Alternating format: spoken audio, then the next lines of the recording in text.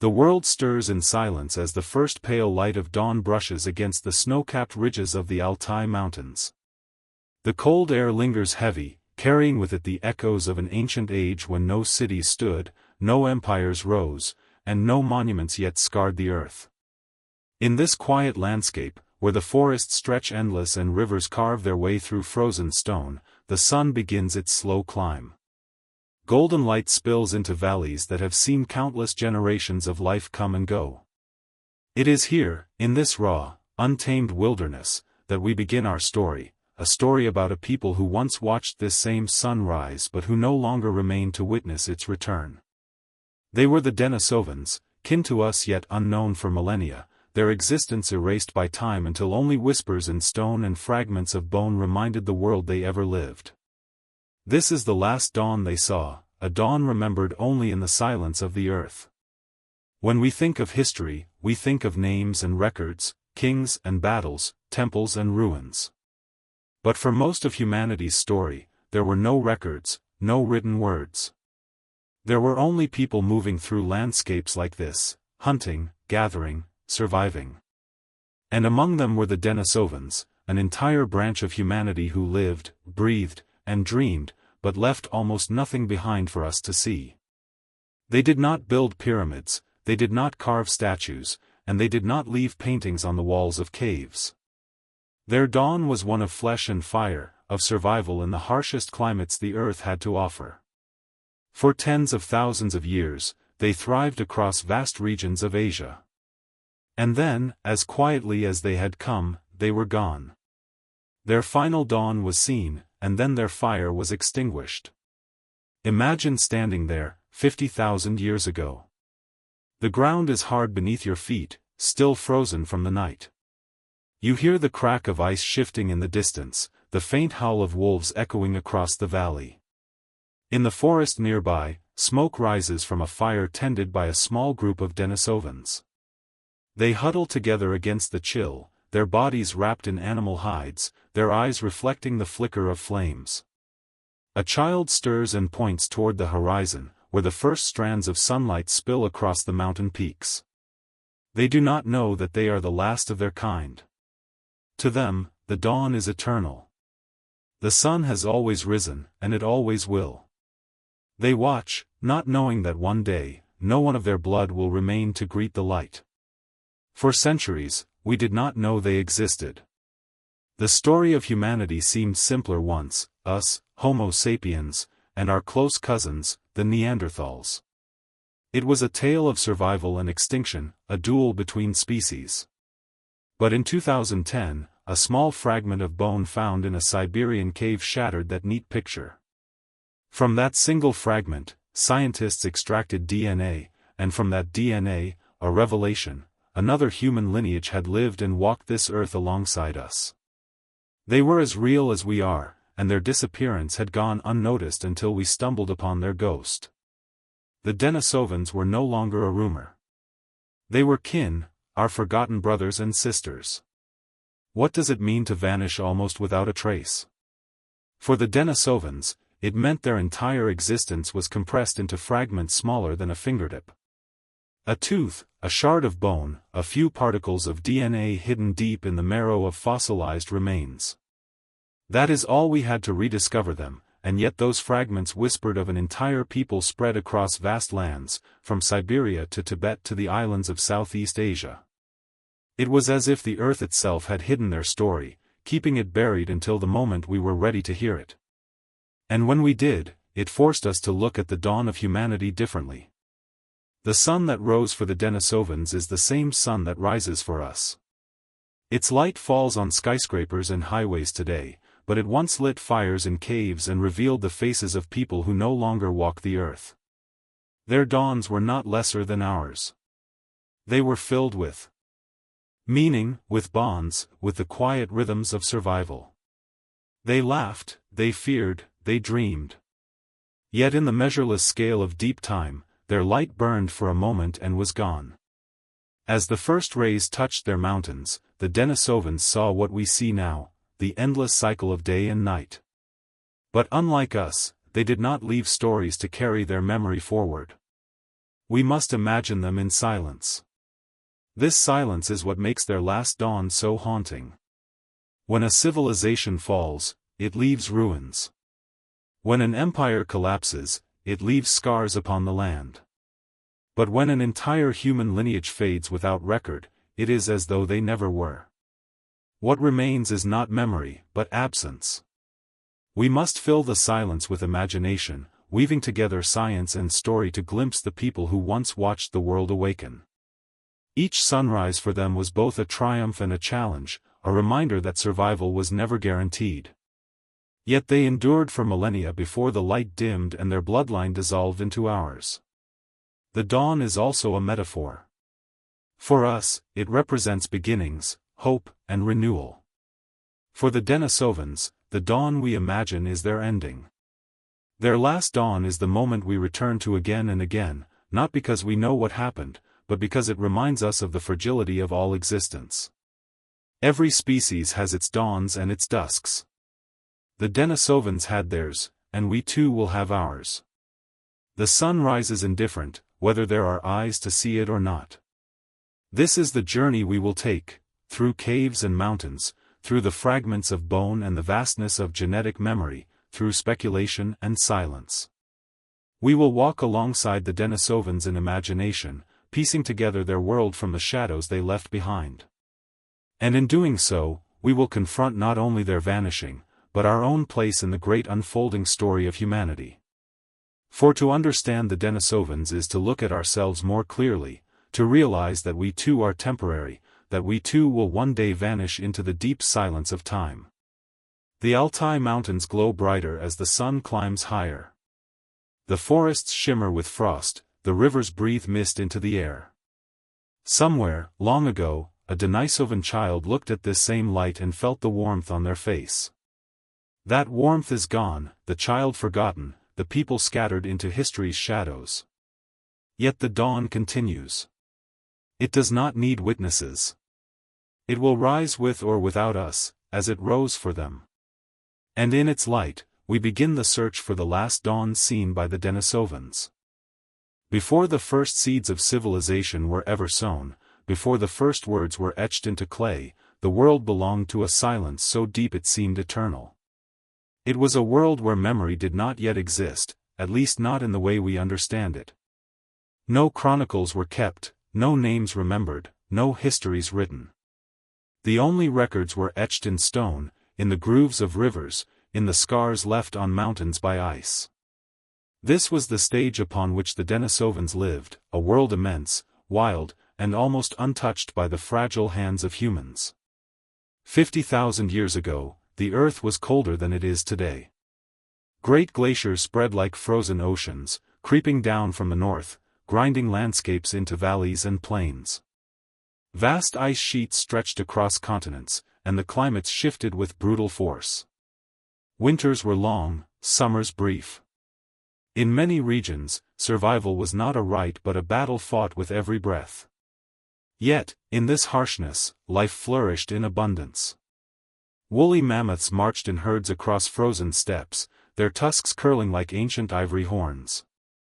Woolly rhinoceroses scraped snow away with their massive heads to find the hidden grasses below. Saber-toothed cats lurked in forests, their long fangs gleaming as they stalked prey. Enormous cave bears retreated into dark caverns, sleeping through the bitterest months. The land was filled with giants, creatures we know only from bones and paintings left by later humans, yet for Denisovans, they were simply neighbors. Imagine the view from a high ridge in Siberia. Stretching out before you is a landscape so vast it feels endless. Rolling plains patched with snow and ice extend toward the horizon. The dark mass of pine forest stands as a wall, pierced by rivers that carve silver lines through the frozen earth. The air bites at your lungs, crisp and sharp. It is a land where silence reigns, broken only by the cries of ravens or the distant trumpeting of mammoths. To live here was to live on the edge, but for the Denisovans, this was home. They were not intruders in this wilderness. They were shaped by it, molded by its trials into a people strong, resilient, and intimately tied to the rhythms of nature. This was not just a Siberian story. Denisovans spread across a vast geography, inhabiting places as diverse as the cold steppes of Central Asia and the dizzying heights of the Tibetan Plateau. Their range stretched into the warmth of Southeast Asia and the rugged landscapes of Melanesia. To survive across such extremes required not only physical adaptation but an ability to read the world in ways that go beyond our imagination. They learned the language of landscapes, the migrations of herds, the patterns of seasons, the signs written in the sky.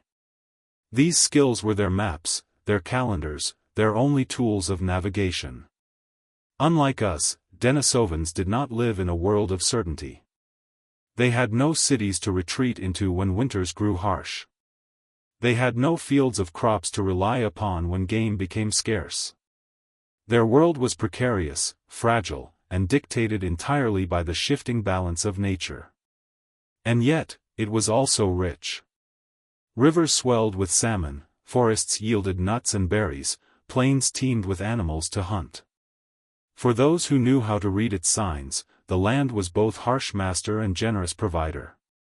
The Denisovans were experts in this dialogue. Their survival depended on it. When we think of prehistory, we often picture crude simplicity. But survival in such a world was anything but simple.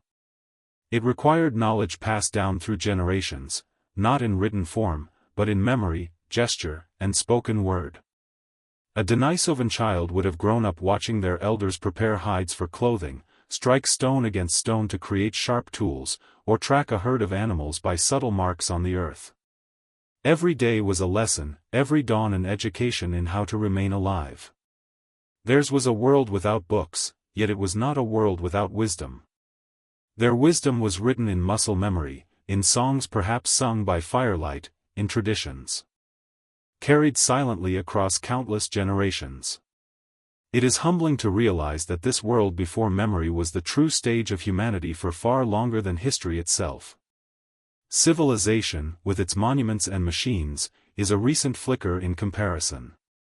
For over 90% of our existence, humans lived as the Denisovans did, hunting, gathering, moving with the seasons, embedded in landscapes that demanded both humility and strength. To step into their world is to step into the deep, slow rhythm of time that has all but vanished from our modern lives.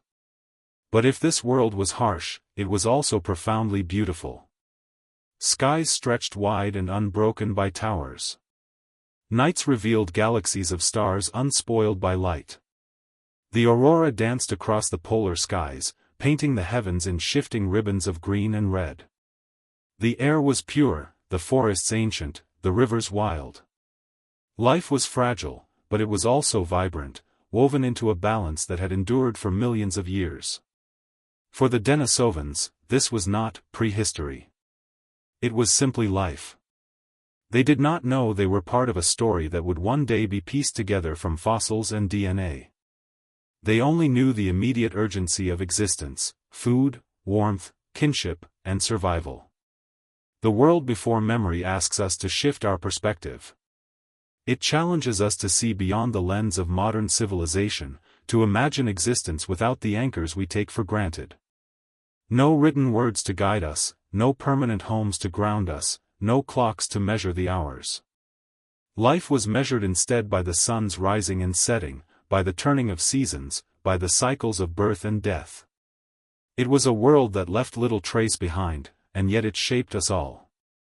For within this silence, beneath this endless sky, the Denisovans carved their lives. They left no chronicles of their victories or defeats, no myths written on stone, no monuments to endure. Yet their presence was real, their footsteps pressed into the snow, their voices carried on the wind. This was their world, a world before memory, yet not before meaning. A world where survival itself was the greatest story told each day.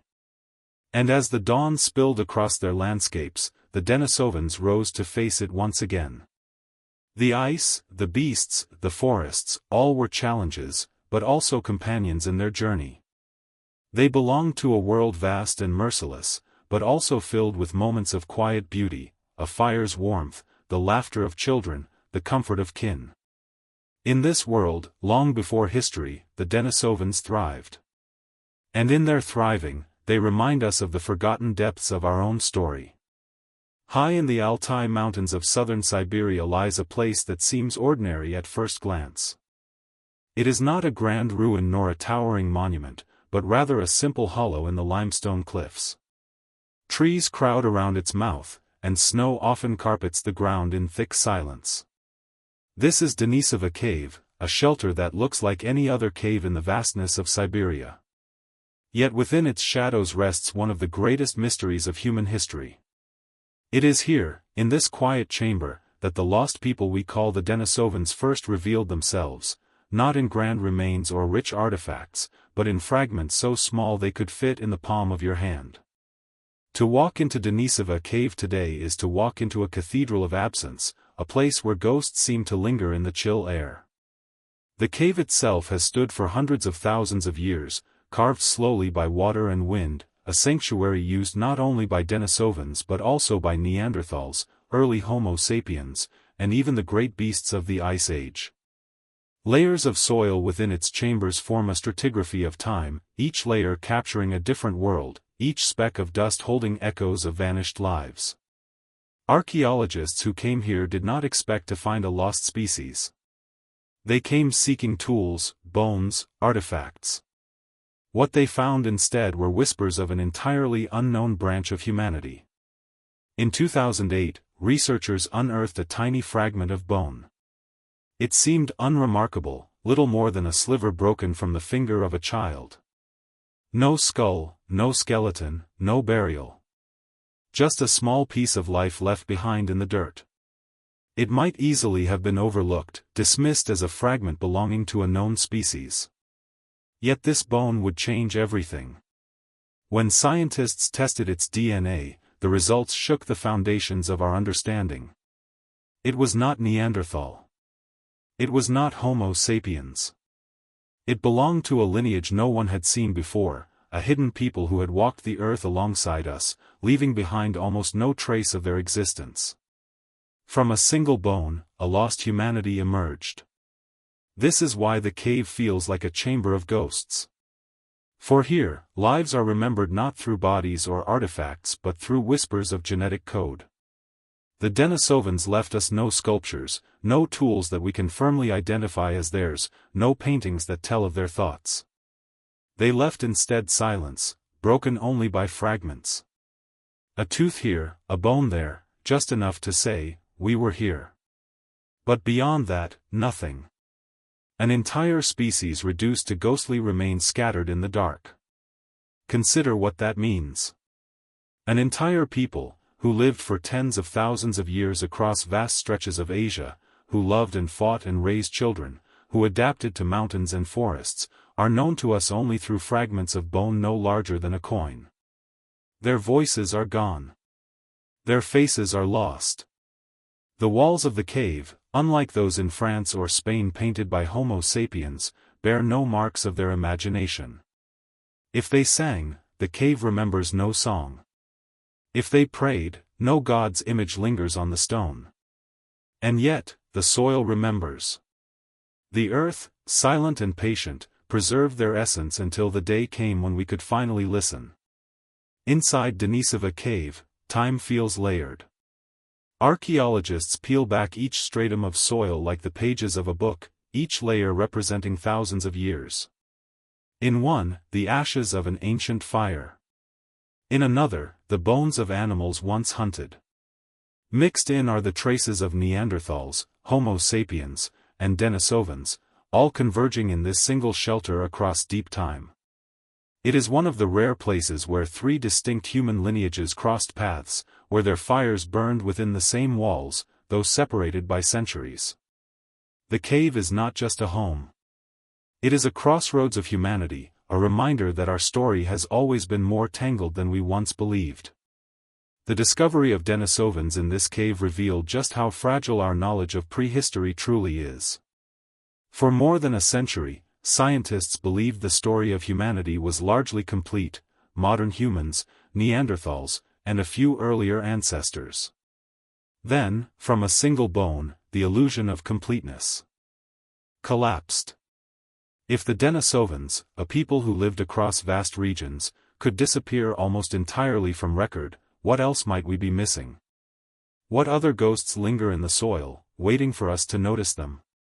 Denisova Cave became not only the birthplace of a new discovery but also a symbol of humility, a reminder that we know far less than we think. Imagine the Denisovans themselves returning to the cave. For them, it was not a mystery, not a monument. It was a home, a refuge from the biting Siberian winds. Fires would have glowed against the stone walls, their smoke rising to the ceiling. Children would have laughed, shadows flickering in the firelight. Hunters would have returned carrying carcasses of deer or the bones of fish pulled from the river. Their voices would have filled the chamber with the rhythm of daily life. To us, the cave is silent. To them, it was alive. That contrast, between their reality and our silence, is what makes Denisova Cave so haunting. The cave also became a resting place of hybrids. Among the bones found was one belonging to a girl who was half Neanderthal and half Denisovan, the child of two species meeting in this liminal space. Her existence tells us that the cave was more than a shelter, it was a boundary where worlds collided, where species blended in ways that blur the lines we try to draw. In the bones of this girl lies a story of intimacy and connection, of two peoples whose differences dissolved in the quiet shadows of a cave. She is perhaps the most tangible reminder that the boundaries between us and them were never absolute. When visitors walk into Denisova Cave today, they often describe a sense of presence, as though the air itself holds the memory of those who once lived there. The darkness is heavy, the silence profound. It is easy to imagine figures moving in the corner of your vision, voices murmuring in languages long forgotten. It is not superstition but recognition, that this place carries the weight of human absence. The cave is filled not only with what was found but also with what was not. It is filled with the ghosts of stories untold, with the laughter that never reached our ears, with the faces that will never be reconstructed. Denisova Cave is, in essence, a paradox. It is at once one of the most important archaeological sites in the world and one of the most silent. It gave us a people we never knew existed, and yet it refuses to tell us more than fragments. It reveals, and it conceals. It is generous in offering DNA, yet stingy in artifacts. It is a place of both discovery and frustration, where each answer births more questions. Perhaps this is why it grips the imagination so tightly, because it mirrors the very nature of human history itself. Fragile, incomplete, filled with silences as deep as the cave itself. The Cave of Ghosts is not just a physical place. It is a metaphor for our relationship with the past. We seek to know, to understand, to draw clear lines and tell complete stories. But the past resists. It gives us glimpses and then withdraws, leaving us with echoes. The Denisovans, revealed in this cave, are the ultimate echo, a people known only because the earth chose to keep their secrets for a little longer. And as we step into the darkness of the cave, we are reminded that we too will one day become fragments, our lives compressed into whispers for future eyes to find. In the beginning, there was only dust, fragments so small and fragile that they might easily have been swept aside, dismissed as nothing more than scraps of bone from a long-dead creature. Yet within that dust lay a secret, hidden for tens of thousands of years, waiting patiently for the right moment to be unveiled. It was not the cave paintings of Lascaux, nor the towering monuments of Egypt, nor the broken shards of Greek pottery that told this story. It was something smaller, more elusive, yet infinitely more powerful, the spiral code written into the marrow of bone. DNA, the invisible thread that ties all life together, became the key to resurrecting a lost humanity from the silence of the earth. And from this code, the Denisovans were born again, not in flesh, but in knowledge. The story begins with a fragment, a sliver of finger bone belonging to a child who lived more than 50,000 years ago. To the naked eye, it revealed nothing extraordinary. But when scientists placed it under the scrutiny of modern genetics, the results were astonishing. The DNA extracted from the bone told a story that no archaeologist could have predicted. It was not Neanderthal, nor Homo sapiens, but something entirely you said. Nisab mujay asa high. Next section pura word ka sath expand kar ka du jitna oper section ma word dia gay hu utna hai hu chat GPT said, for flesh from dust, the genetic resurrection, 1200 words. The story of the Denisovans might have remained forever buried if not for the marvel of modern science, and the stubborn persistence of dust. For millennia, their bones had crumbled in the earth, mingled with soil, gnawed by time until little more than fragments remained. To the human eye, these scraps looked meaningless, mere detritus of an ancient world. Yet inside those fragments lay the most powerful record of all, DNA, the code of life, carried in spirals smaller than a grain of dust. It was within this code that the Denisovans would rise again, not in body, but in knowledge. Their resurrection was not of flesh and blood, but of sequences and data. Still, in its own way, it was no less profound. The breakthrough came in 2010. A fragment of finger bone discovered in Denisova cave was sent to geneticists for testing. At first, the expectation was modest. Perhaps it belonged to a Neanderthal, or perhaps to an early Homo sapiens who had wandered into Siberia. Nothing more than a small puzzle piece to fit into an already known picture. But when the results arrived, the scientific world stopped. The DNA extracted from that bone did not match Neanderthals. It did not match modern humans. It belonged to something else, another lineage, another branch of the human family tree that had gone unnoticed. From the dust of an ancient cave, an entire species had stepped into the light. It is difficult to describe the magnitude of this revelation.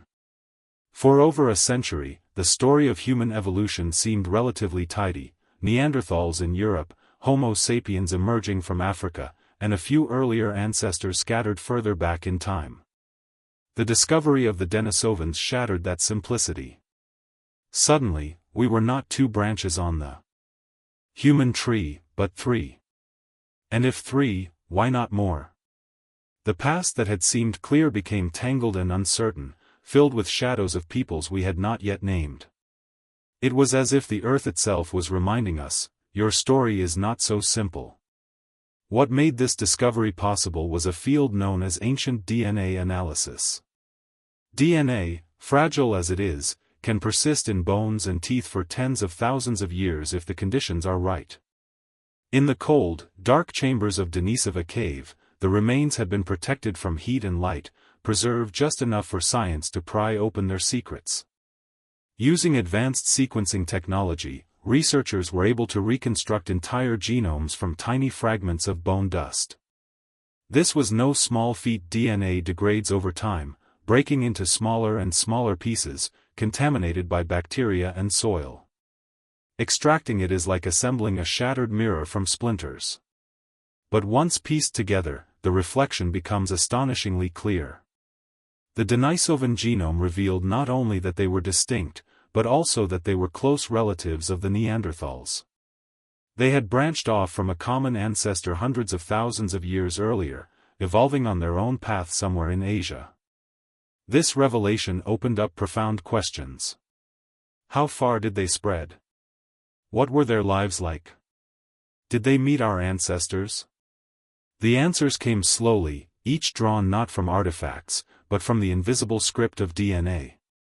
One of the most startling discoveries was that Denisovans are not entirely gone. Though their bones are rare, their DNA lives on inside many of us. Populations in Asia, Oceania, and even parts of the Americas carry fragments of Denisovan DNA within their genomes. In some places, particularly among Melanesian peoples, as much as 5% of the genome can be traced back to Denisovans. It was as if their bloodline had not vanished, but had been woven into ours, hidden until science revealed the pattern. This genetic inheritance is not just symbolic. It shapes us in real, tangible ways. One of the most famous examples is a gene variant inherited from Denisovans that allows humans to thrive at high altitudes. Tibetan populations today carry this gene, enabling them to survive and reproduce in environments where oxygen levels are dangerously low. Without this Denisovan gift, life on the roof of the world might have been far more difficult for Homo sapiens. In a very real sense, Denisovans continue to breathe through us. Their dawn did not end entirely, it flickers still in our veins. But beyond the practical inheritance, there is something deeply humbling about this genetic resurrection. From scraps of dust, we not only discovered a new species but also learned that we carry them inside us. They are not strangers, they are family. Their extinction is not absolute. In some ways, we are their continuation. Each breath, each heartbeat carries echoes of a people who once gathered around fires in Siberian caves. We resurrected them not only by sequencing their DNA but by realizing that their story is also our own. What does it mean to know a people without ever seeing them? To hold their genetic code in our hands, to trace their shadows through the branches of our own DNA, and yet remain blind to their most intimate details?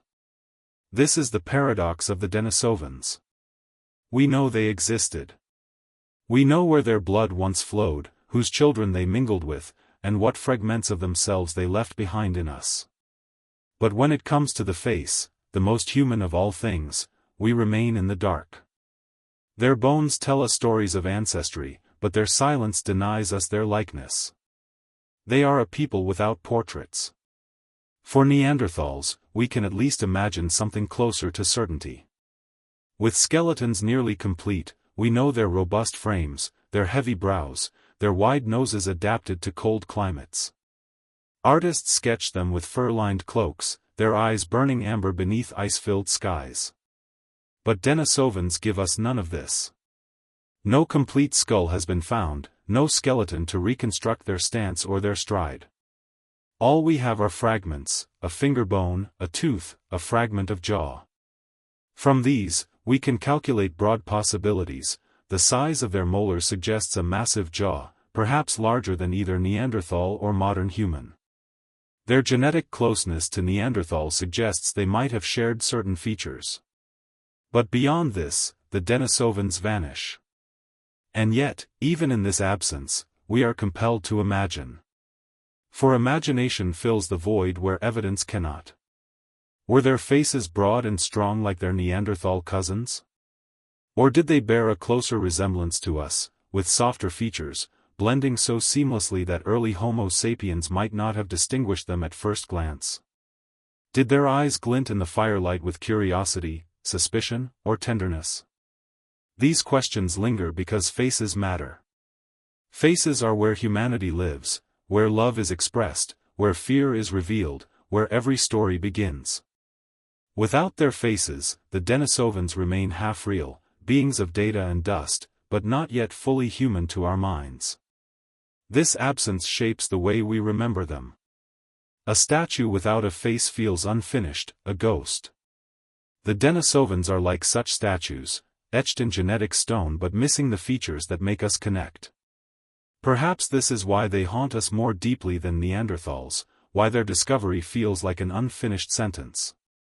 We know just enough to sense their presence, but never enough to complete their image.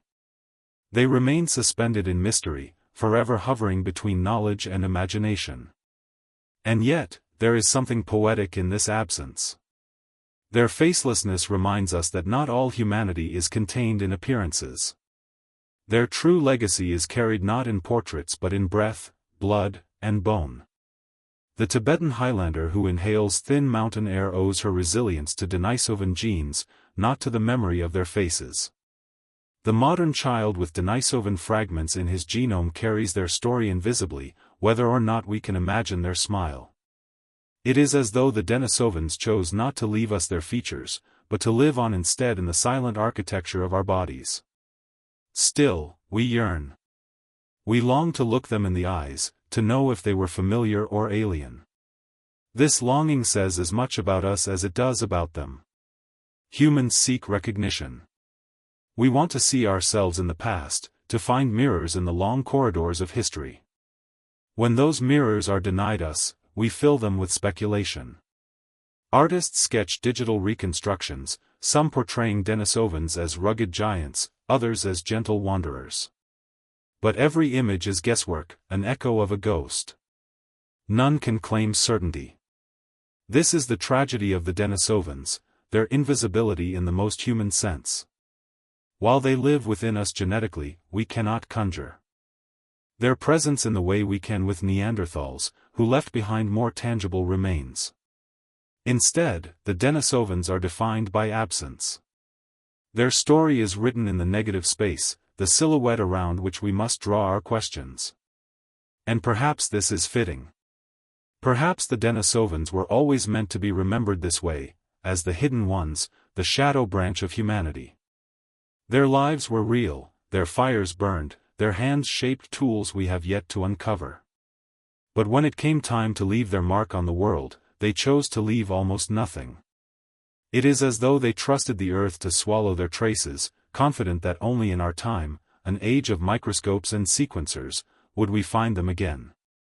And when we did, they would stand before us faceless, reminding us that not all truths come with images. In this facelessness, there is also a strange freedom. To imagine the Denisovans is to imagine possibility itself. They can be many things: giants of the north, delicate wanderers of the mountains, cousins who resembled us more than we know. Their faces are canvases, painted anew each time a story is told. In this way, they resist being pinned down. They remain plural, open-ended, a mystery that refuses to be solved too quickly. What we are left with, then, is not certainty but wonder. The Denisovans teach us that the past is not a closed book, neatly illustrated and explained. It is a living mystery, full of blank pages where our imagination must write alongside science. Their facelessness is not just absence, it is invitation. An invitation to reflect on what it means to be human, and how much of humanity can remain hidden yet still endure.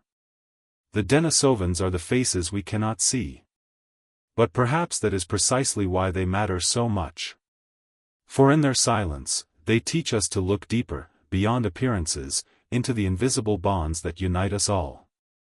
Night has always been humanity's greatest test. When the sun sets and the world falls into darkness, dangers multiply. The rustle of unseen predators, the sharp chill of the wind, the ache of hunger gnawing at the belly, all these grow sharper in the dark. For the Denisovans, as for all of our ancestors, fire was more than warmth. It was safety. It was companionship. It was the fragile border between chaos and order. And in the flickering glow of their campfires, they carved out small islands of humanity against the endless night. Imagine a Denisovan camp, tens of thousands of years ago, somewhere in the Siberian wilderness. The day has ended, and the cold seeps in with the evening air. The forest hums with hidden life, wolves pacing in the shadows, the hoot of an owl, the snap of branches under unseen feet. But at the center of it all, a fire burns. Around it sit men, women, and children, their faces half lit by the flames, half swallowed by the dark. Sparks rise into the night, like tiny stars fleeing back into the sky. Here, around this fragile blaze, humanity gathers, protected not only by fire's heat but by the stories, rituals, and silences that it inspires. We will never know what words Denisovans spoke around their fires. We do not even know what language they used, or how their voices sounded. But we can be certain that they had something to say. No species capable of shaping stone tools, crossing vast landscapes, and raising children together could have lived in silence. Perhaps their conversations were simple, discussions of the day's hunt, warnings of predators, instructions on toolmaking. Or perhaps, like us, they spoke of things that stretched beyond survival. Dreams, fears, memories of the dead. Around the fire, imagination stirs as easily as embers. Archaeologists suspect that control of fire was central not only to survival but to the shaping of human cognition. Firelight extends the day. It gives time for thought after the labor of daylight ends. It creates a space where stories can be told, where knowledge can be passed down without the distractions of work. For the Denisovans, as for Neanderthals and Homo sapiens, firelight may have been the classroom, the theater, the sacred temple. It was not just a practical tool but the seed of culture itself. The fire also changed the body. Cooking made food softer, more digestible, releasing more calories. This shift may have shaped the very evolution of our ancestors' brains, fueling the growth of complex thought. In this sense, the flicker of firelight in a Denisovan cave was part of the same chain of cause and effect that would one day lead to music, philosophy, and science. Every flame that kept predators at bay also kindled new sparks in the mind.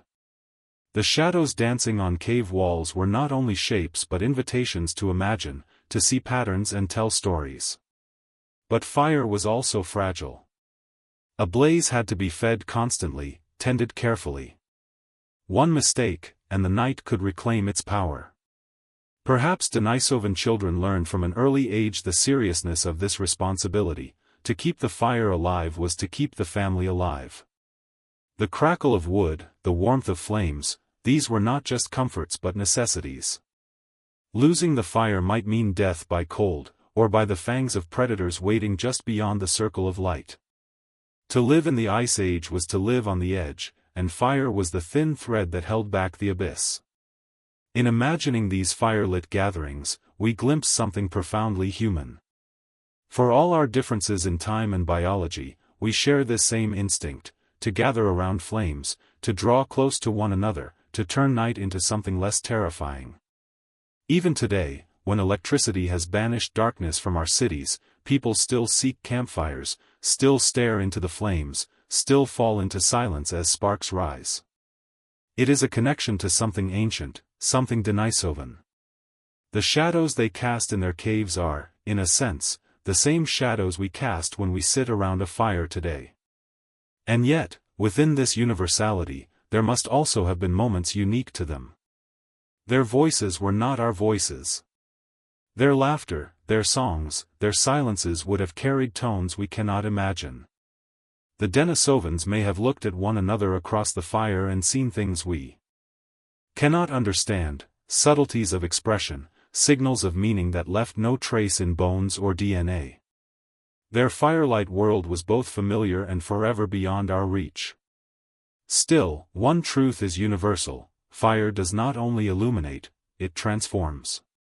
In the shadows of firelight, the world becomes something else. Darkness is broken into contrasts, faces become half-ghosts, and movement takes on a dreamlike quality. For the Denisovans, sitting in these shifting patterns, perhaps myth was born. A face glimpsed in shadow might become the spirit of an ancestor.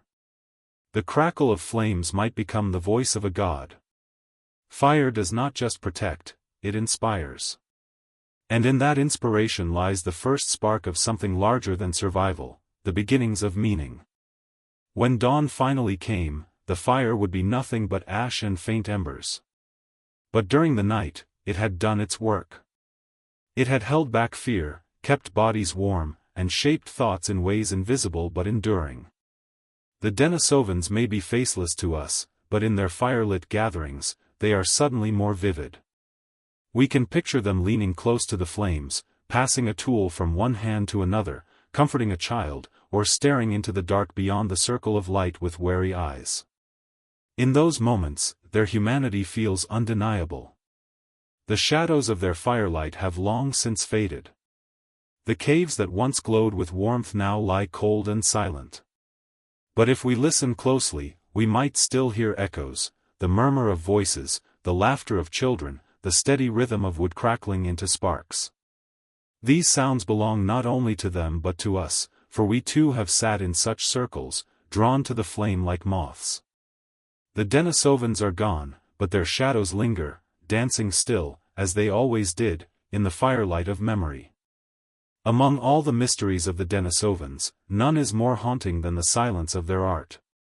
Human history is filled with images left behind, the painted walls of Lascaux, the hand stencils of Sulawesi, the carvings on mammoth ivory from Ice Age Europe.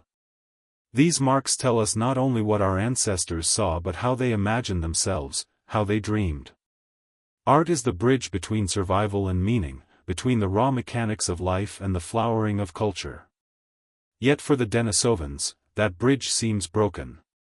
No paintings, no carvings, no etched stones remain.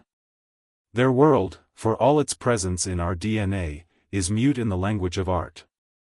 It is tempting to see this absence as emptiness, as proof that the Denisovans did not imagine as richly as Homo sapiens or Neanderthals.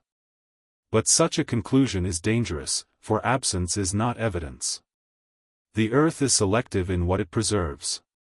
A painting made with natural pigments might crumble after only a few centuries if the cave walls were too damp, too unstable. A carving in wood could vanish almost instantly, rotted away long before discovery. Even bone or ivory, if left in the wrong soil, can dissolve into nothing.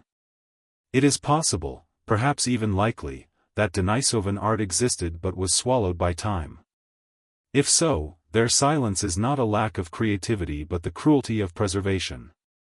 Yet even if no artifacts survive, the question lingers, did they imagine in images? Did they leave handprints on cave walls, like those we see from Homo sapiens children in Europe and Asia? Did they carve figures, totems, or animals into stone or bone? Or did their creativity take another form, songs in the night, dances by firelight, myths spoken and never written? Art, after all, is not only painting or carving. It is any gesture that transforms survival into meaning. Perhaps their art was sound, not sight, rhythm, not pigment. A Denisovan child may have struck two stones together not just to shape a tool but to create a rhythm that echoed in the cave like a heartbeat. Such things leave no trace, but they are art nonetheless. The silence of Denisovan art also forces us to confront our biases. We often measure humanity by its artifacts, by the beauty it leaves behind. But what if humanity is more than that?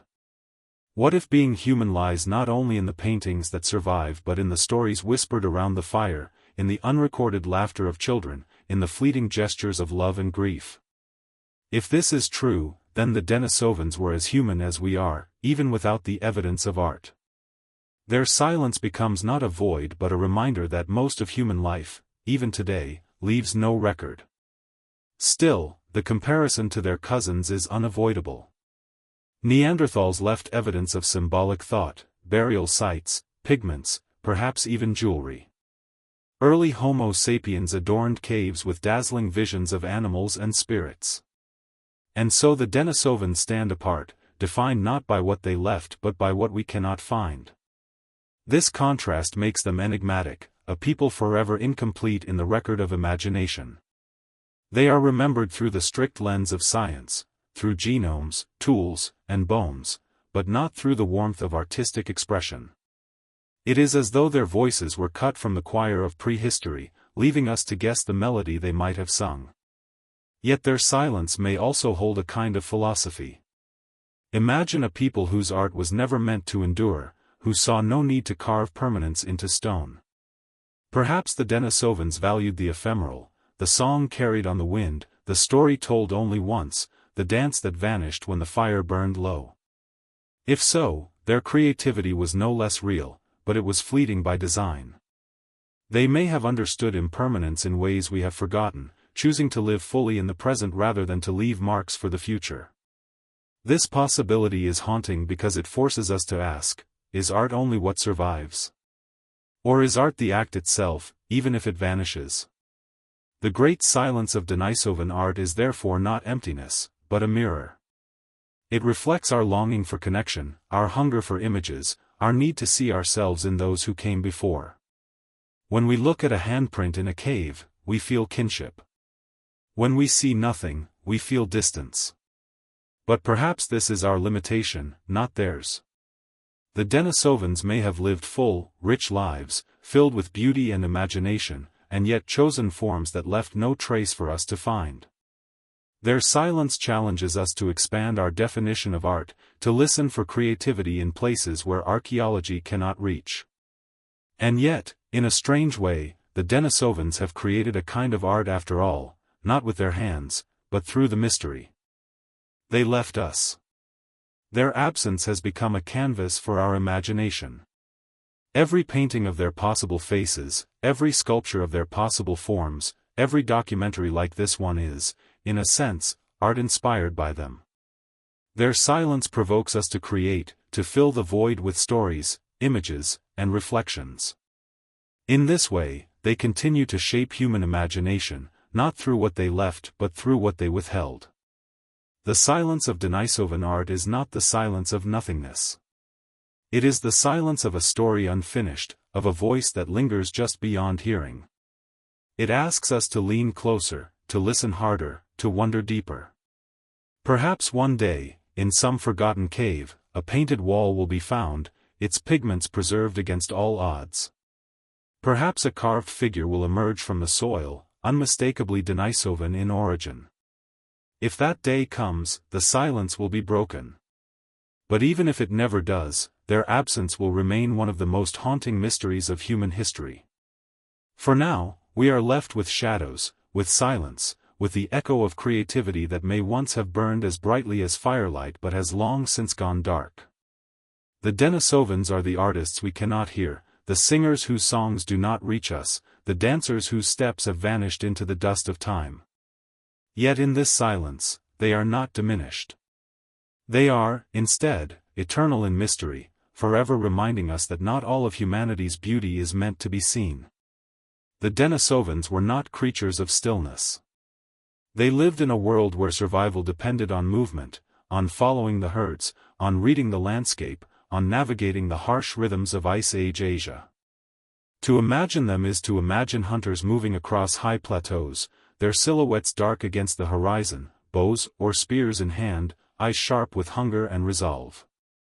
These were not gentle grasslands like those of Africa's cradle but vast, often unforgiving terrains, wind-swept steppes, frozen rivers, and jagged mountains where air thinned and breath burned. To live here was to be a hunter not by choice but by necessity. The plateau was both friend and enemy. On one hand, it offered vast open spaces where prey could be spotted from afar, herds of bison, woolly rhinoceroses, even the mighty mammoth. On the other, it exposed hunters to biting winds and relentless cold, leaving little shelter if a hunt went wrong. Denisovans had to master this balance, learning where herds migrated, when rivers froze, when animals grew lean with winter and fat with summer. To them, hunting was not merely pursuit but an intimate dance with the land itself. Picture a group of Denisovan hunters setting out at dawn. Their breath rises in pale clouds against the frozen air. Spears tipped with stone glint faintly as they walk in silence, conserving energy for the chase. They read the ground as if it were a text, hoofprints in the frost, scat still steaming from the warmth of a grazing beast, broken twigs where a heavy body pushed through. Every sign is understood, every trace followed. These are skills honed not over lifetimes but over generations, passed from parent to child in wordless lessons. Look here, step there, notice what others would overlook. When the prey is found, the world narrows. Perhaps it is a woolly horse grazing in the thin grasses, or a herd of reindeer clustered together against the cold. The Denisovans move with patience, each step measured, each breath controlled. For a successful hunt is not only strength but timing. Too soon, and the prey bolts. Too late, and the chance is lost. Their bodies are tuned to this tension, every nerve alert, every muscle ready. The throw of a spear is more than a gesture, it is the culmination of knowledge, hunger, and necessity. But hunting on the plateau was not only a test of skill, it was a test of endurance. Chasing large game meant long hours of running, stalking, circling. Unlike ambush predators, humans and their kin often relied on persistence hunting, exhausting animals over distance until the prey could no longer flee. Imagine the Denisovans running through snow and wind, their breath ragged but steady, their eyes never leaving the weakening animal ahead. This kind of hunting required not only physical toughness but cooperation. No single hunter could manage it alone. They had to move as a unit, communicating silently, sharing both danger and triumph. And when the prey finally fell, struck by a spear or collapsing in exhaustion, the struggle did not end. The carcass had to be butchered swiftly before scavengers arrived, before wolves or cave lions caught the scent. Knives of stone cut through hide and flesh, hands worked quickly to harvest meat, marrow, sinew. Nothing was wasted. Fat was precious, bones were tools, hides became shelter. For a people of the plateau, every hunt was sacred in its practicality. To waste was to risk death in the next lean season. Hunting also shaped Denisovan minds. To track an animal is to think beyond the present moment, to imagine where it has been and where it will go. This requires abstract thought, memory, projection, the very foundations of human cognition. Every successful hunt was not just survival but proof of imagination at work. The Denisovans, like us, were storytellers in their minds, constructing narratives of pursuit and possibility as they followed the paths of animals across the land. The dangers of the plateau were constant. Prey could fight back, mammoths trampling with terrible force, rhinoceroses charging with horns that could kill in an instant. Even smaller prey, like wild boar, could gore and maim. To hunt was to accept risk, to step willingly into the space where life and death touched. Injuries were common, and recovery was uncertain in a world without medicine. A broken leg might mean the end, unless kin carried and cared for the wounded. Hunting, then, was not only about courage but about trust in one another. Yet there was also beauty in this harsh pursuit. Imagine the moment after a successful hunt, the fire crackling, the smell of roasting meat filling the air, children watching with wide eyes as their elders divided the spoils. The hunt fed not only bodies but spirits. It gave rhythm to life, meaning to effort. The plateau was harsh, but through hunting, it became a place of continuity, of tradition, of shared survival. The Denisovans were not the only hunters on these high lands. Neanderthals to the west and Homo sapiens to the south would one day compete for the same prey. Perhaps encounters happened, two groups meeting at the edge of a river, each with spears in hand, each watching the other with wary eyes. Did they fight? Did they exchange? Did they recognize something familiar in one another, or only strangeness? The hunt was not just for animals but sometimes, tragically, for dominance over the land itself. And yet, in their persistence, the Denisovans proved themselves masters of the plateau. Evidence of their genetic legacy in Tibetan populations suggests that they had adapted to high altitudes in ways unmatched by others. They could breathe where others struggled, thrive where others weakened. This advantage made them supreme hunters of the highlands, rulers of places so remote and harsh that others dared not linger. In the thin air of the mountains, they carved out a kingdom invisible to us until their DNA revealed it millennia later. Today, when we think of hunters, we often imagine the thrill of the chase, the sharp edge of survival. But for the Denisovans, hunting was not thrill, it was life itself. Every day without meat was a day closer to starvation. Every hunt failed meant children crying from hunger, bodies growing weaker in the cold. To hunt was to sustain not only the body but the fragile continuity of the tribe. In this way, hunting was not sport, not choice, but the central ritual of existence. The plateau remembers them still. Its winds whistle across the empty plains, carrying echoes of footsteps long gone. Its valleys hold the bones of prey once hunted, scattered beneath layers of earth. And though no painting, no carving tells their story, we can imagine them here, shadows moving with patience and skill, their breath mingling with the frosty air, their eyes fixed on the horizon where life and death awaited. The Denisovans were hunters, and in that role, they were fully human, fierce, fragile, enduring.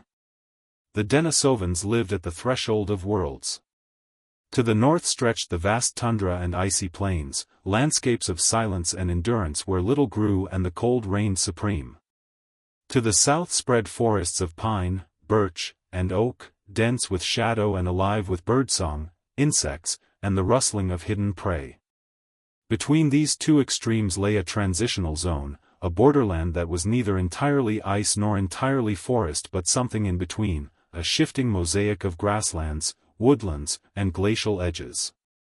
This liminal space was both a challenge and a gift, shaping Denisovan existence in ways that would leave echoes long after their kind vanished. To walk here was to walk in contrast.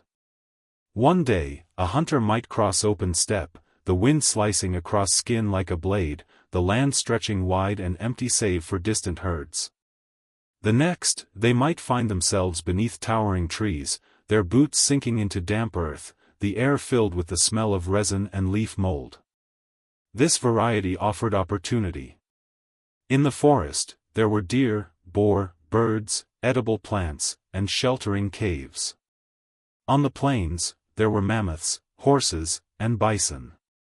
The Denisovans, adaptable by nature, were not locked into one ecosystem but moved fluidly across both. The forests, in particular, were places of abundance compared to the bare, icy tundra. Here, water flowed in streams that did not freeze entirely in winter. Nuts and berries could be gathered when the season allowed, roots dug from the soil, mushrooms plucked with careful knowledge. Small animals could be trapped, their bones sharpened into tools. Firewood was plentiful, and the canopy offered protection from snow and wind. The forest gave life in ways the open plateau could not, a green refuge in a world otherwise ruled by ice. Yet the forest carried its dangers. Shadows stretched long beneath the trees, hiding predators such as cave lions or leopards. Bears might claim caves that Denisovans sought for shelter, leading to violent encounters. Dense vegetation made tracking prey harder, requiring keener observation and patience. Movement was slower, more deliberate. The forest was alive with sound, every twig snapping a potential threat or opportunity. To live here meant learning a different language of survival, one of listening, of sensing, of waiting. The ice, by contrast, demanded endurance and resolve. There was little shelter, little food, and few second chances. The cold pressed into bones, into lungs, into the very blood. Yet it too gave gifts.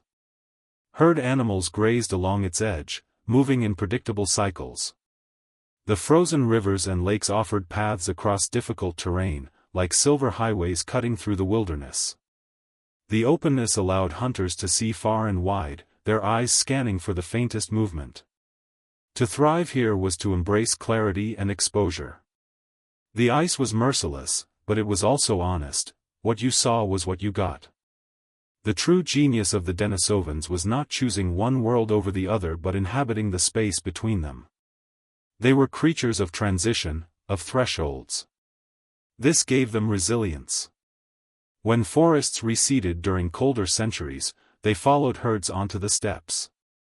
When the ice retreated and forests thickened, they adjusted to woodland hunting. Their existence was not tied to one fragile environment but stretched across many. This flexibility was perhaps their greatest strength, one that allowed them to persist for hundreds of thousands of years. Imagine a seasonal cycle in Denisovan life. In warmer months, groups might linger near forest edges, gathering plants and hunting smaller woodland animals. Children could forage for berries while adults hunted deer, the forest providing both food and safety. As the seasons shifted and cold pressed in, they might follow herds onto the plateau, braving the wind and snow in pursuit of larger prey. Firelight in the evenings marked their temporary camps, flames flickering against hides stretched to dry, voices murmuring in a language now forever lost. Each environment tested them in different ways, but together they created a rhythm of survival, a dance between ice and forest. This dual existence also shaped their worldview. In the forest, the world was enclosed, intimate, mysterious. Sounds came from unseen places, movement flickered at the edges of vision. It was a world of spirits and secrets, where unseen forces could be imagined in the shadows. On the ice, the world was vast, open, and exposed. Here, one saw everything, the sun rising across endless plains, storms rolling in from miles away, herds stretching to the horizon. Perhaps in the minds of the Denisovans, these environments carried symbolic weight, the forest as the realm of the hidden, the ice as the realm of the revealed. Archaeological evidence hints that Denisovans left traces in both realms. In caves at the forest's edge, fragments of their presence remain, tools shaped with care, ornaments fashioned from ivory, the bones of hunted animals. These suggest lives lived not in one environment alone but in the shifting boundary where both worlds touched. The caves themselves were liminal spaces, thresholds between outside and inside, danger and safety, wilderness and home. It is no coincidence that the Denisovan genome was first discovered in such a place, hidden in darkness yet preserved by ice. This balance between forest and ice also demanded constant negotiation with rival predators. Wolves stalked the open plains, while lynxes and bears haunted the forests. Humans and their kin were never the only hunters. To survive was not simply to outwit prey but to avoid becoming prey themselves. Imagine the tension of moving through a silent forest, every sense alert, the crack of a branch behind you indistinguishable between ally and predator. To live between ice and forest was to live in a state of watchfulness, where survival depended on being just aware enough, just cautious enough, just quick enough to react. And yet, for all its dangers, this borderland gave the Denisovans a kind of richness that few others enjoyed. They were not locked into one fragile niche like some Ice Age animals but lived where ecosystems overlapped. They embodied adaptability, inhabiting a place where contrasts met, hardship and abundance, openness and secrecy, silence and sound. This was their home, this shifting threshold between two worlds, and in it, they carved out a life both precarious and enduring. When we look back now, we see them not as frozen relics but as living beings straddling landscapes that seem to contradict one another. The Denisovans remind us that survival often lies not in certainty but in flexibility, not in dominance of one world but in the ability to move between many. Between ice and forest, they found a way to endure, and in their endurance, they left a legacy written into the very genomes of people who still walk those borderlands today. The Denisovans did not walk through an empty world. Though their lives unfolded in distant plateaus, icy valleys, and forest edges, there were times when paths converged, when their existence brushed against other branches of humanity. The Ice Age was not a stage for a single actor but a crowded landscape of kin and rivals, Neanderthals to the west, Homo sapiens to the south, and perhaps other, now forgotten lineages still lingering in shadows. At these edges of territory, encounters were inevitable. Some were fleeting and wary, others perhaps violent, and still others intimate enough to leave traces in our very blood. Imagine the scene: a hunting party moves silently through snow, spears gripped tight, following the faint tracks of reindeer. But ahead, they see firelight not their own. Strange figures crouch around it, their voices carrying in a rhythm unfamiliar. Their bodies are human yet not the same. Should they approach, should they hide, or should they fight? In such moments, survival and curiosity collided. The Denisovans were no mythic giants isolated from the world but participants in a complex web of contact and competition, where the edge of one's territory blurred into another's. The most enduring evidence of these encounters lies not in weapons or tools but in DNA. Denisovan genes flow within modern humans today, scattered across populations in Asia and the Pacific. In the people of Tibet, genes inherited from Denisovans allow survival in thin, high-altitude air, a biological gift from a forgotten meeting long ago. Among Melanesians and Aboriginal Australians, Denisovan ancestry remains stronger still, suggesting unions that went beyond brief contact. These genetic legacies speak of encounters that were not merely hostile but deeply human, bonds of flesh and kinship formed in the wilderness. But if some encounters bred connection, others surely sparked conflict. Competition for prey, water, or shelter would have forced groups into confrontation. The edge of a hunting ground was a fragile boundary, invisible yet fiercely defended. Did Denisovan eyes meet Neanderthal eyes across a frozen river, each group clutching spears, each calculating the risks of a clash? Perhaps sometimes they avoided battle, circling around each other like wary wolves. Yet the possibility of bloodshed was always near, for scarcity sharpened instincts, and survival rarely allowed generosity. The emotional weight of such meetings must have been profound. To see another being so like oneself yet so different was both unsettling and mesmerizing. They were not animals, not prey, not spirits, but kin of a kind. Their faces carried echoes of familiarity, yet their speech, their gestures, their tools may have seemed alien. Did the Denisovans feel a spark of recognition, or did they view these others as dangerous strangers? Did children peer curiously from behind their mother's legs, wondering at the sight of beings who were not their people but not wholly other either? Such encounters must have stirred questions, though no words of theirs survive to tell us what they thought. Fire was often at the center of these edges. In a frozen land, firelight was both beacon and warning. To approach another group's fire was to risk everything, yet also to open the possibility of exchange. Perhaps sometimes Denisovans traded stone, food, or knowledge with their neighbors. Archaeologists have long wondered whether techniques and tools traveled between groups through such exchanges.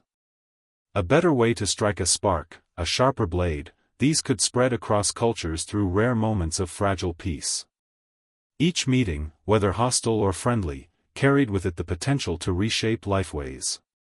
The edge was also the place of interbreeding, of unions that defied boundaries. The DNA evidence is unambiguous. Denisovans and both Neanderthals and modern humans shared more than firelight.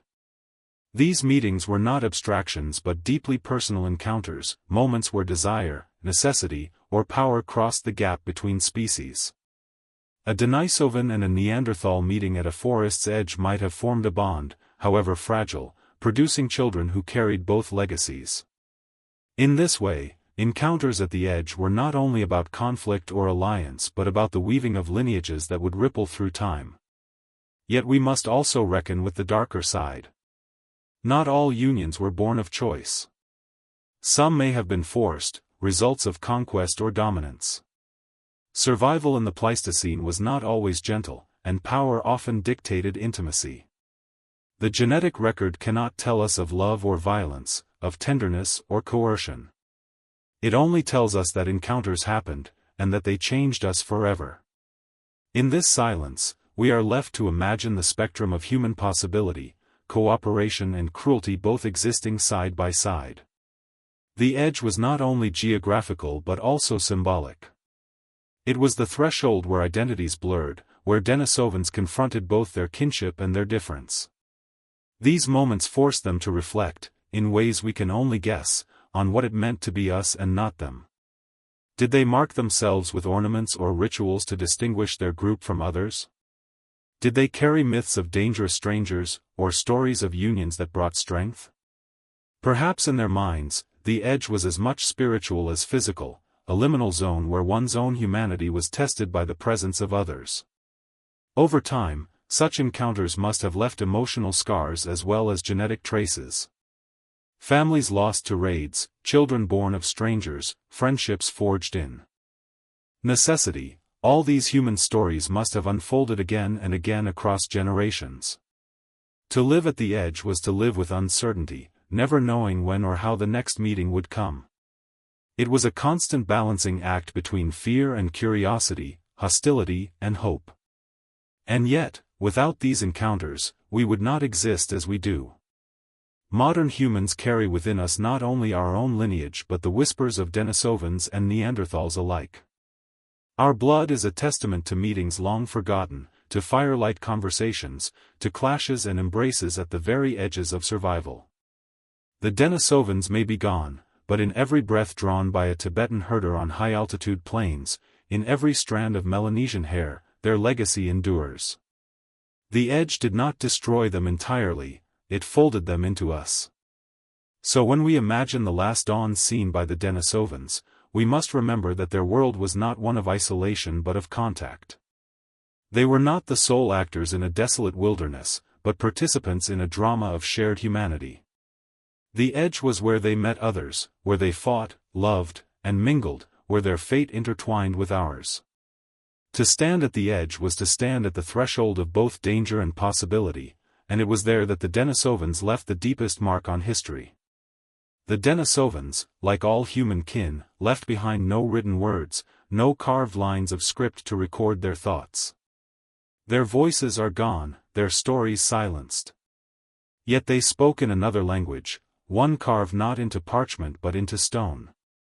Every flake struck from a core, every sharpened edge, every carefully crafted blade was a sentence, a fragment of meaning passed across generations. Stones became their memory, their skill, their legacy. To learn this language is to glimpse their minds. The cave in the Altai mountains that gave them their name was scattered with these silent words. Stone tools, small and unassuming at first glance, rest buried in layers of sediment like whispers waiting to be heard. Some are simple flakes, broken from larger stones in hurried strikes. Others are finely shaped, edges worked with patience until they could cut through hide or meat with precision. Each tool is the frozen imprint of a hand, a thought, a choice. The Denisovans spoke through them, not to us, but to each other, across time. Imagine a gathering around a fire. A Denisovan crouches, a raw block of stone before them. With practiced hands, they strike it, the sound sharp in the cold night air. Sparks jump as flint meets hammerstone. Flakes fall away, not randomly but with intent, each strike calculated to reveal the tool hidden within. Others watch, children, perhaps, or fellow hunters, learning not through words but through rhythm and example. The firelight flickers on sharp new edges, on eyes wide with concentration. Here, knowledge is not written but embodied, taught through repetition, through watching the dance of stone and hand. Their tools were more than implements of survival. They were bridges between thought and action. A well-crafted blade meant the difference between life and death, between successfully butchering a mammoth or failing to harvest its precious fat and meat.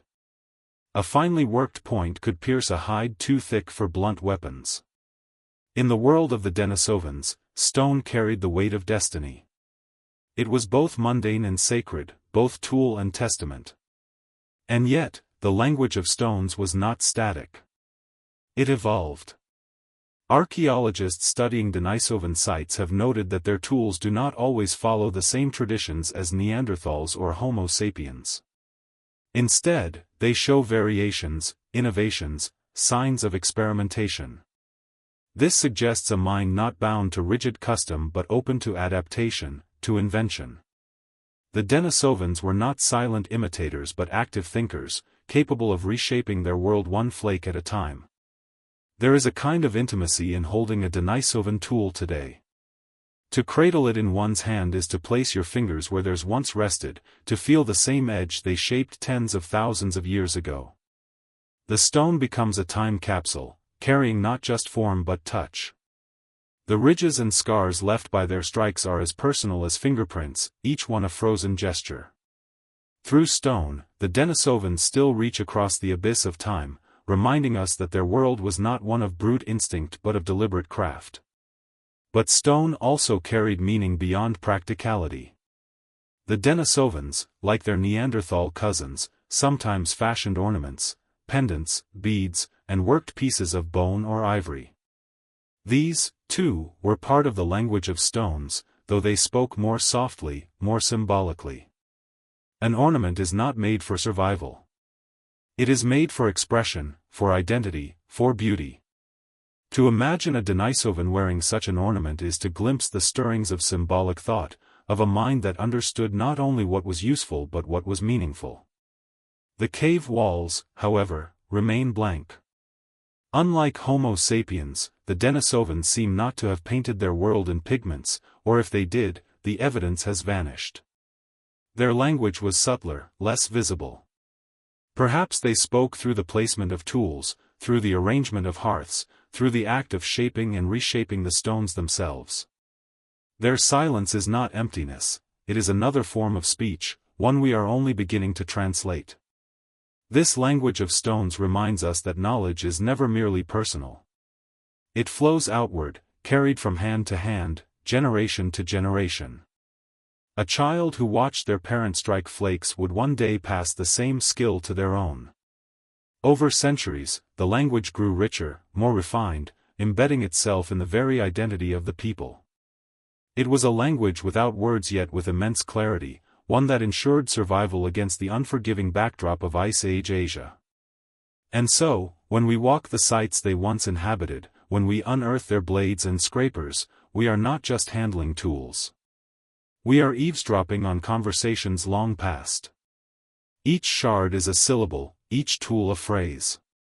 Together, they form the grammar of a vanished people, a testament to minds that shaped and imagined, that learned and taught, that lived as fully as we do now. The Denisovans may be gone, but their stones still speak, quietly, persistently, reminding us that silence itself can be eloquent. For the Denisovans, fire was not merely a tool. It was a companion, a guardian, a heartbeat in the night.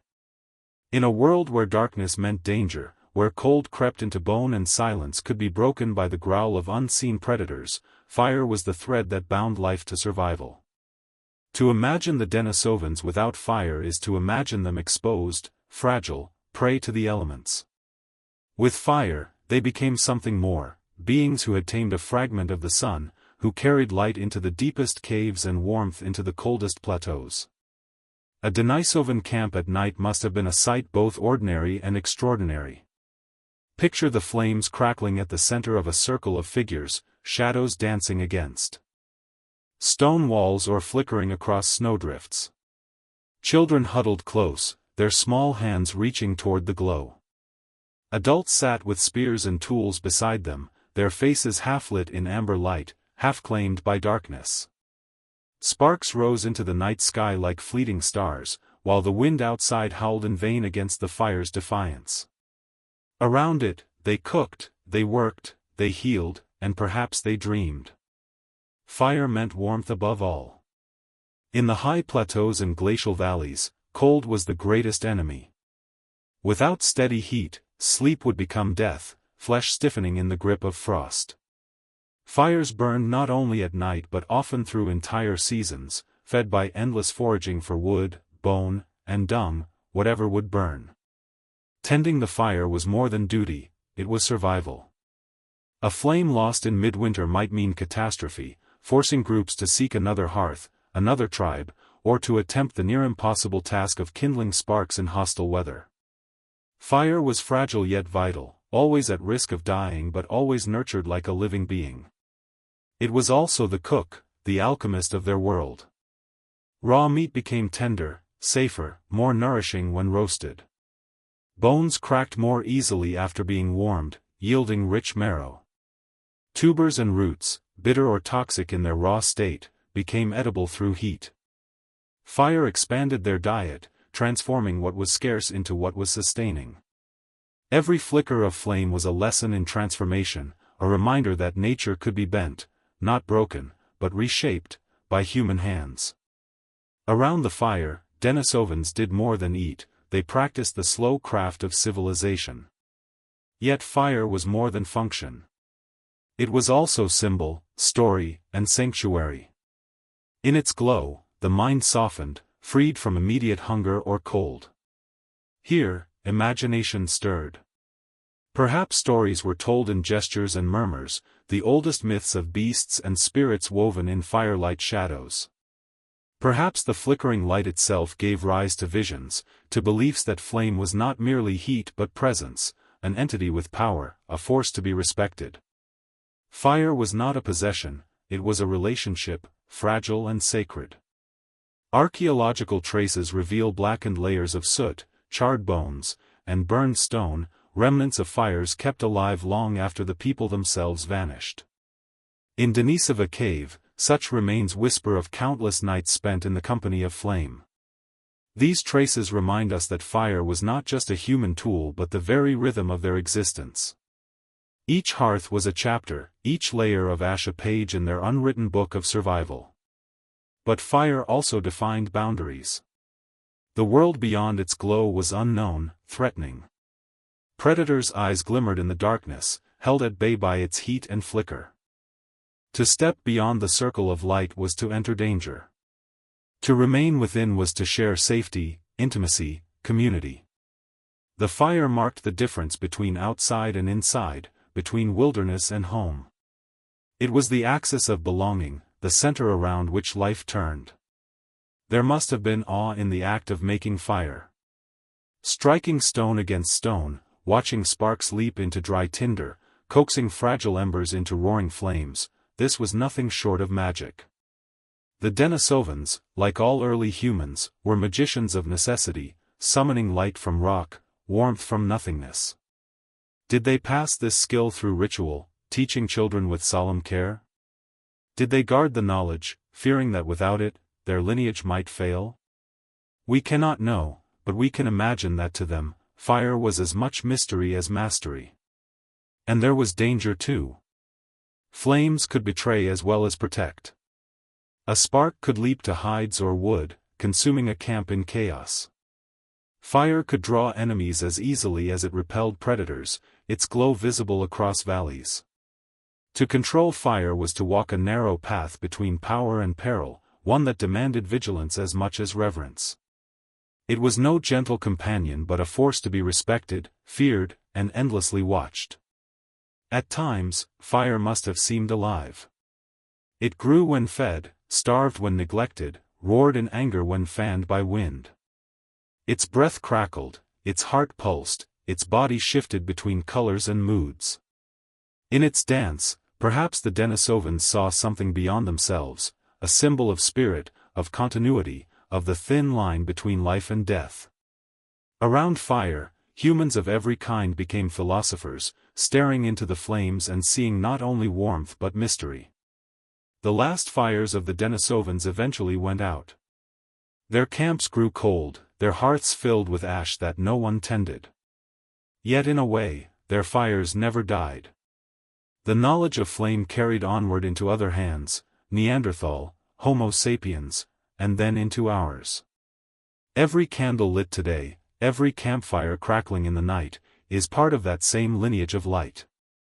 We carry their fire still, though their voices are gone. To speak of Denisovan fire is to speak of the fragile thread that binds all humanity. For in every dark night, in every cave, in every windswept plateau, the glow of flame has always meant the same thing: survival, safety, and the fragile triumph of life over cold and darkness. The Denisovans knew this truth as deeply as we do. Their fires burned against the dark, and in that act, they declared, wordlessly but powerfully, that they, too, were human. If fire was the Denisovans' heartbeat, then silence was their language of the sacred. For all the traces left behind, bones, tools, genes, what we cannot hear may be their deepest legacy. Denisovans lived in a world that demanded stillness. In mountains where sound traveled for miles, in caves where echoes revealed presence, silence was not emptiness but power. It was a medium of survival, of thought, and perhaps of ritual. Imagine a band of Denisovans gathered not in song or shout, but in quiet presence. The crackle of fire the only voice. The occasional hiss of wind through pine. A child shifting against its mother. Beyond that, stillness. It is easy to think of ritual as sound, chants, drumming, cries to gods, but what if, for Denisovans, it was silence itself that bound them to meaning? Silence was practical first. Hunting required it. To stalk an ibex across stony slopes, to ambush red deer in a glade, every footstep had to be measured, every breath restrained. Children would learn stillness as skill, absorbing patience from elders who knew that a snapped twig could scatter prey and doom a hunt. This discipline of silence may have extended far beyond the hunt, shaping the rhythm of their lives. To live as a Denisovan was to listen more than to speak, to sense before acting, to let the world reveal itself. But silence was not only practical. It was also psychological. In the quiet of caves, where fires flickered against vast walls, there must have been moments when sound itself seemed unnecessary. Gazing into the flames, they may have entered a state we would call meditative. No words, only breath and thought. Here, perhaps, they reached for something greater, something we might name ritual. For what is ritual but a repeated gesture of meaning, enacted not for survival alone but for connection, to the world, to others, to what lies beyond? We cannot know if the Denisovans prayed. We cannot know if they imagined spirits or gods. Yet we do know they shared symbolic capacity with us, they interbred with modern humans and Neanderthals, their genetic fingerprints still alive in our bodies today. This implies a mind capable of abstraction, of imagination, of myth. Silence, then, may have been their form of communion, a way to enter presence without speech, to feel connection in the absence of words. The ritual of silence may have unfolded in caves like Denisova itself. Picture them, a small circle of figures, seated against stone walls. The fire burning low, shadows long. No speech, only watching the flames, only listening to the drip of water or the beating of their own hearts. Was this gathering a way to mourn their dead? To honor the hunt? To mark the changing of seasons? Ritual need not be loud to be real, sometimes its very depth lies in restraint. Archaeology gives hints. In Denisova cave, alongside tools and bones, we find pendants made from animal teeth, ostrich shell beads, and fragments of worked ivory. These are not survival tools, they are symbols, objects chosen for meaning beyond the immediate. Their presence suggests ceremony, some act of marking moments as sacred. Such items could have been worn in silence, touched in silence, exchanged in silence. A ritual need not be declared to be profound, it need only be enacted. Silence may also have been their way of expressing grief. When a child died, when a hunter did not return, when illness took its toll, what words could be spoken? Perhaps none. Instead, the Denisovans may have sat together in quiet mourning, allowing absence to speak louder than speech. The silence of grief is something all humans understand, ancient or modern. It is the universal language of loss. But silence was not always sorrow. It was also reverence. Standing beneath the stars on a high plateau, Denisovans may have watched the Milky Way unfurl across the black. With no cities, no fires beyond their own, the night sky must have been overwhelming, infinite. Did they gesture to the heavens in awe? Did they remain silent, struck dumb by what they saw? It is possible that the first rituals of cosmic wonder were not shouted prayers but breathless stillness, a quiet acknowledgement of mystery. Even in survival, silence had a rhythm of ritual.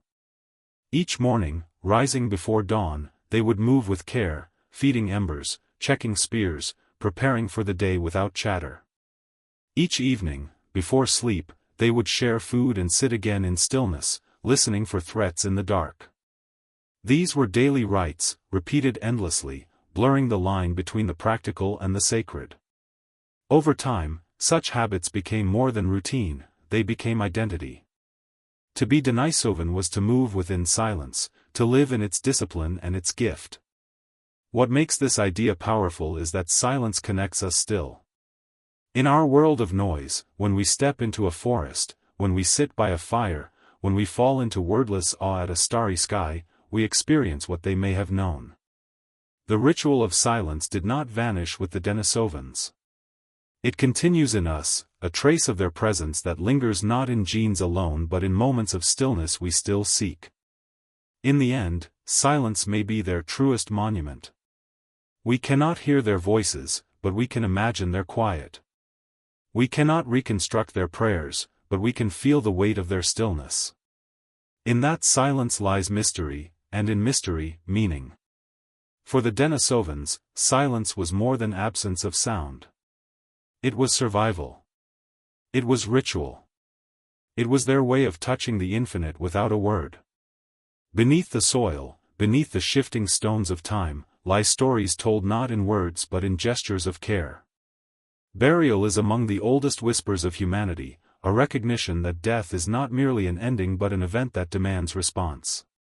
And though the Denisovans left us no vast necropolises, no carved tombs, no sprawling cemeteries like those of later civilizations, we must ask, did they too pause when one of their own no longer breathed?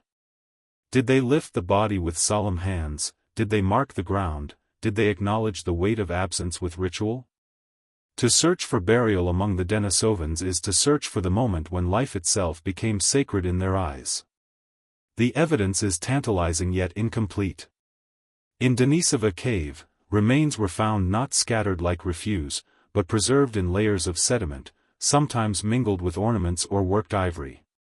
While these deposits may not represent formal burials in the sense archaeologists recognize from later Neanderthal or early Homo sapiens graves, they hint at a possible care for the dead. If a child's finger bone could survive in the cool dark of the cave for over 50,000 years, perhaps it was placed there intentionally, shielded by rock as if protected. The act may have been simple, laying the dead where the living had dwelled, acknowledging continuity between life and death. To bury is to remember, to say in silence, this life mattered. Among Neanderthals, graves containing flowers, tools, and pigments have suggested a deep awareness of death's meaning. Among early Homo sapiens, ritual burial became almost universal. Where, then, did the Denisovans stand? We may never find a perfectly preserved Denisovan grave lined with beads or ochre. Yet the absence of proof is not proof of absence. Their environment, mountains, caves, and rivers, may simply have scattered their dead in ways that leave little trace for us today. Bodies exposed to elements, consumed by scavengers, dissolved by soil acidity, all could erase what once was intentional. But let us step beyond evidence into imagination, tethered by what we know of their cousins. Picture a Denisovan woman, her skin lined by years of cold wind, holding the still body of her child. Around her, others gather. They do not speak, but the silence is heavy, thick with grief. The fire burns low. She places a bead of ivory, perhaps strung by her own hands, upon the small body. The group carries the child into the cave's shadow. There, in a hollow of stone, they lay the body down. No grand ceremony, no chants or painted walls, only presence, only the acknowledgement that this small life belonged, and now belongs to memory. The act of burial transforms the living too. It demands time be taken, tasks be paused, attention turned from survival to mourning. It is here that culture begins to deepen.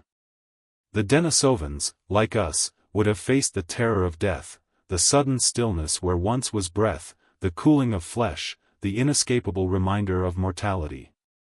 How did they cope with this knowledge?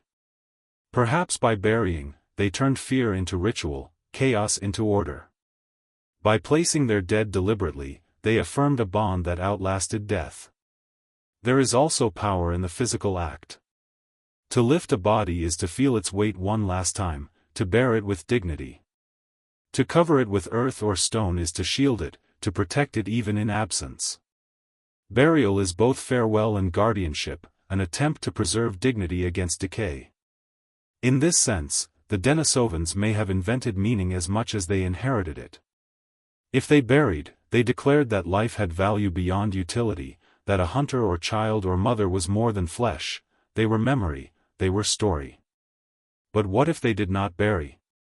What if, instead, their dead were left to the sky, to rivers, to fire? This too would carry weight. To place a body upon a high rock and let vultures claim it could be seen as offering. To leave one by the river might be a release to the flow of time. To burn flesh upon fire could be transformation, the body's smoke rising into air. We must remember that ritual takes many forms. Burial is one, but reverence can exist in exposure, in fire, in water. The question, then, is not only how Denisovans treated their dead, but whether they recognized death as something that demanded response. And in this, all evidence points to yes. The emotional impact of death lingers long after bodies are gone. A band missing its hunter must hunt differently. A child gone alters the fabric of community. Perhaps Denisovans created spaces of remembrance, returning to certain caves or stones where the memory of the dead lingered. Perhaps they carved not names but actions into memory, stories retold by firelight, gestures repeated to honor the absent. In this way, their burials, literal or symbolic, echo forward into us, shaping how we too respond to loss. When we bury today, we are not so different. We place flowers, we mark graves, we pause to speak words of farewell.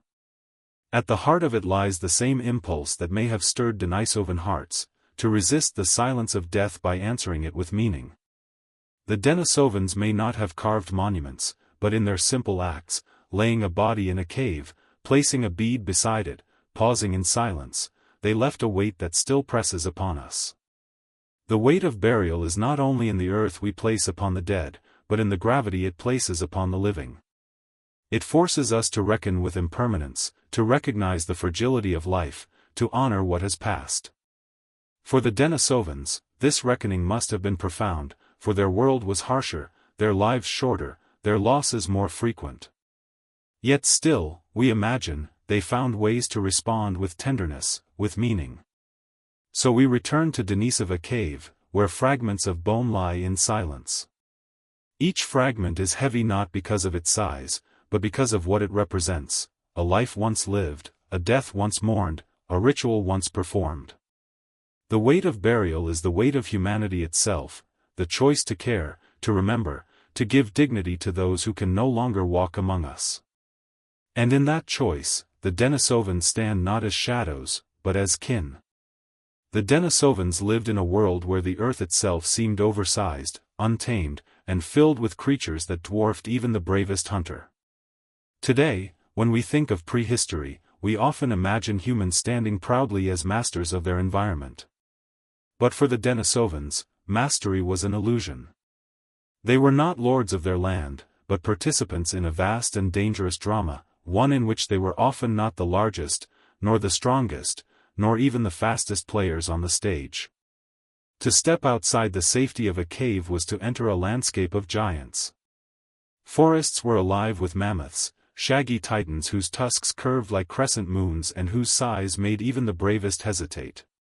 To hunt one was nearly impossible without cooperation, strategy, and great risk. But to encounter one unexpectedly, at the edge of a meadow, or blocking a river crossing, was to feel small in ways we can scarcely imagine today. Denisovans likely feared these creatures, but they must also have revered them. The mammoth was not merely an animal. It was a walking monument, an embodiment of strength and endurance. To see such a beast moving slowly across a snow-swept plain must have stirred awe, and perhaps stories that blended respect with fear. Then there were the cave bears. Enormous predators, larger than any bear alive today, they ruled the same dark shelters the Denisovans often sought for refuge. Imagine stumbling upon the bones of a slain deer at a cave entrance, claw marks gouged deep into stone, the air heavy with musk.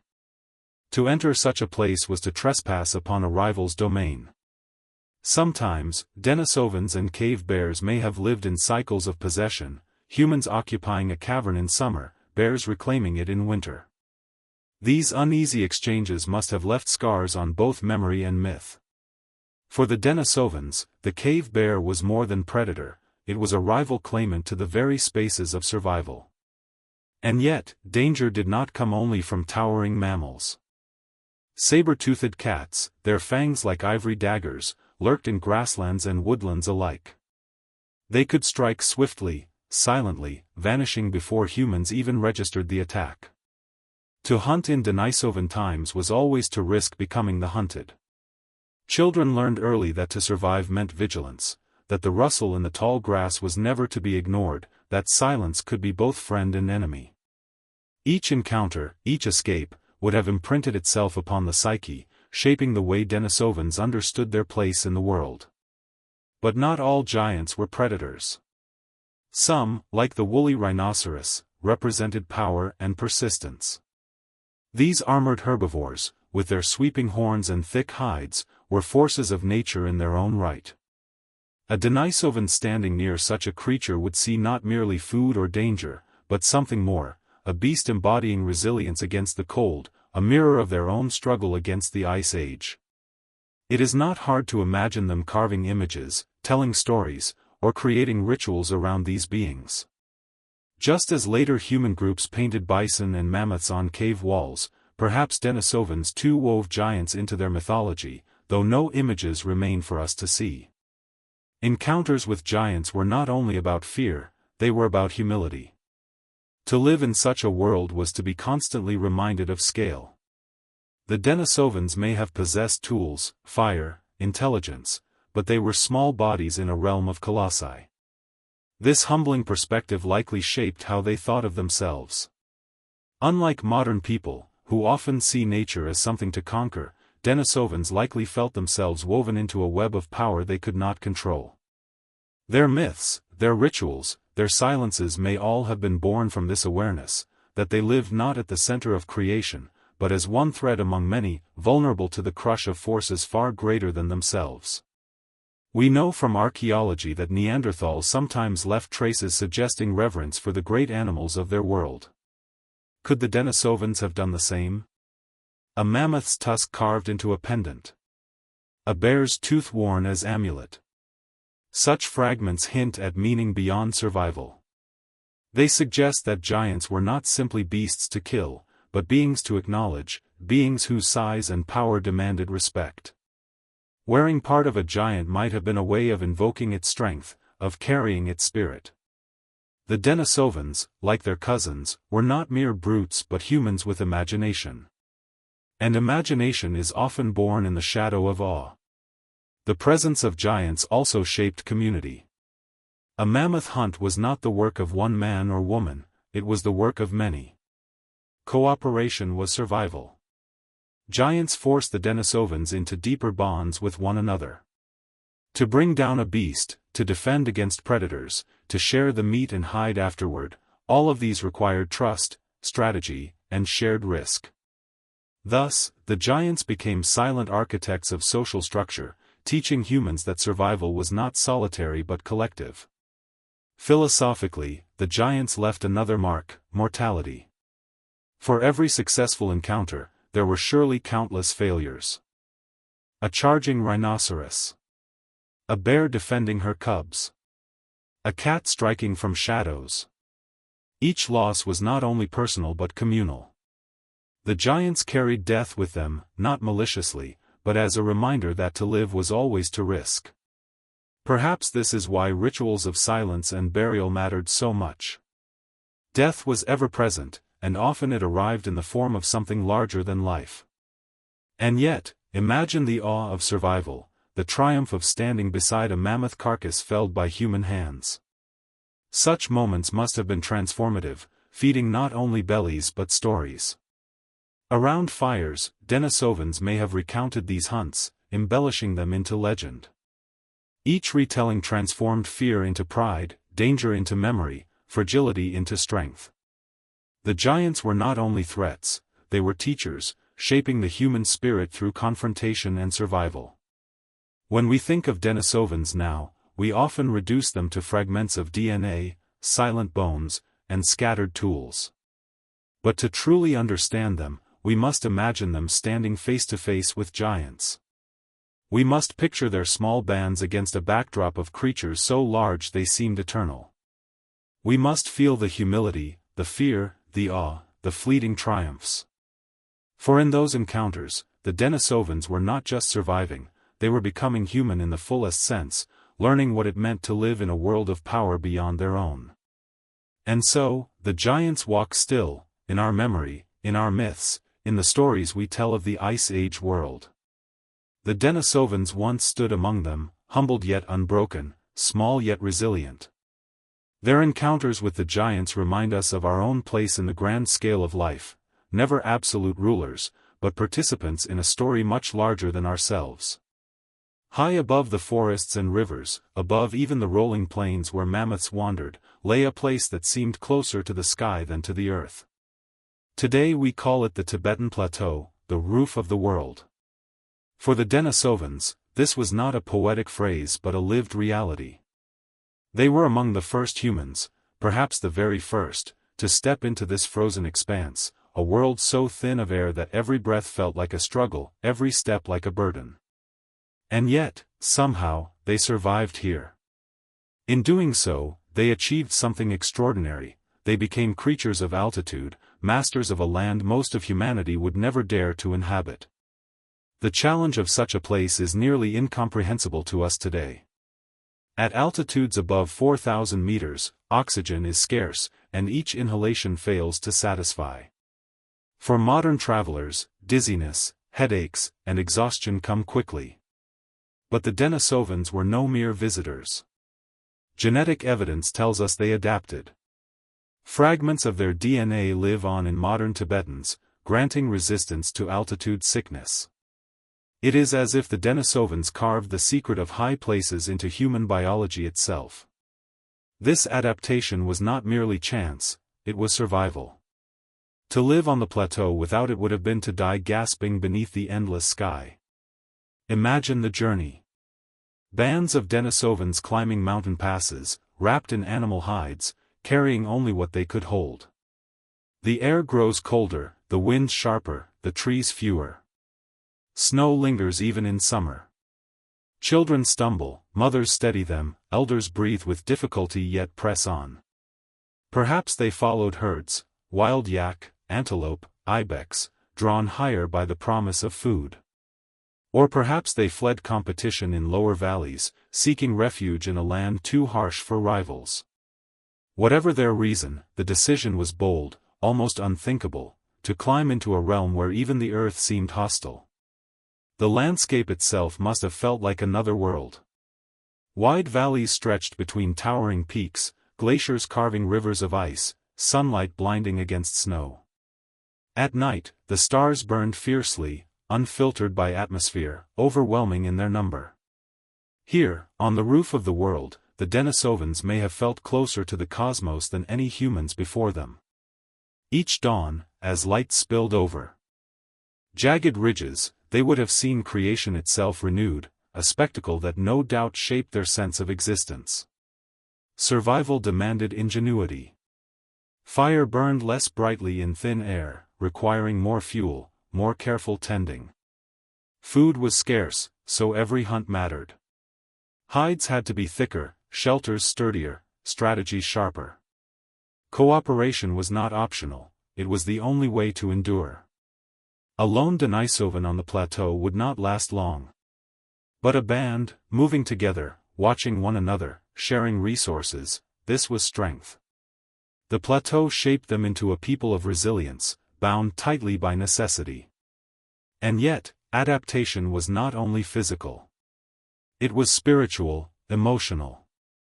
To live at such altitude must have instilled a sense of otherness, of separation from the lower world. Perhaps they saw themselves as chosen, distinct from those who remained in valleys.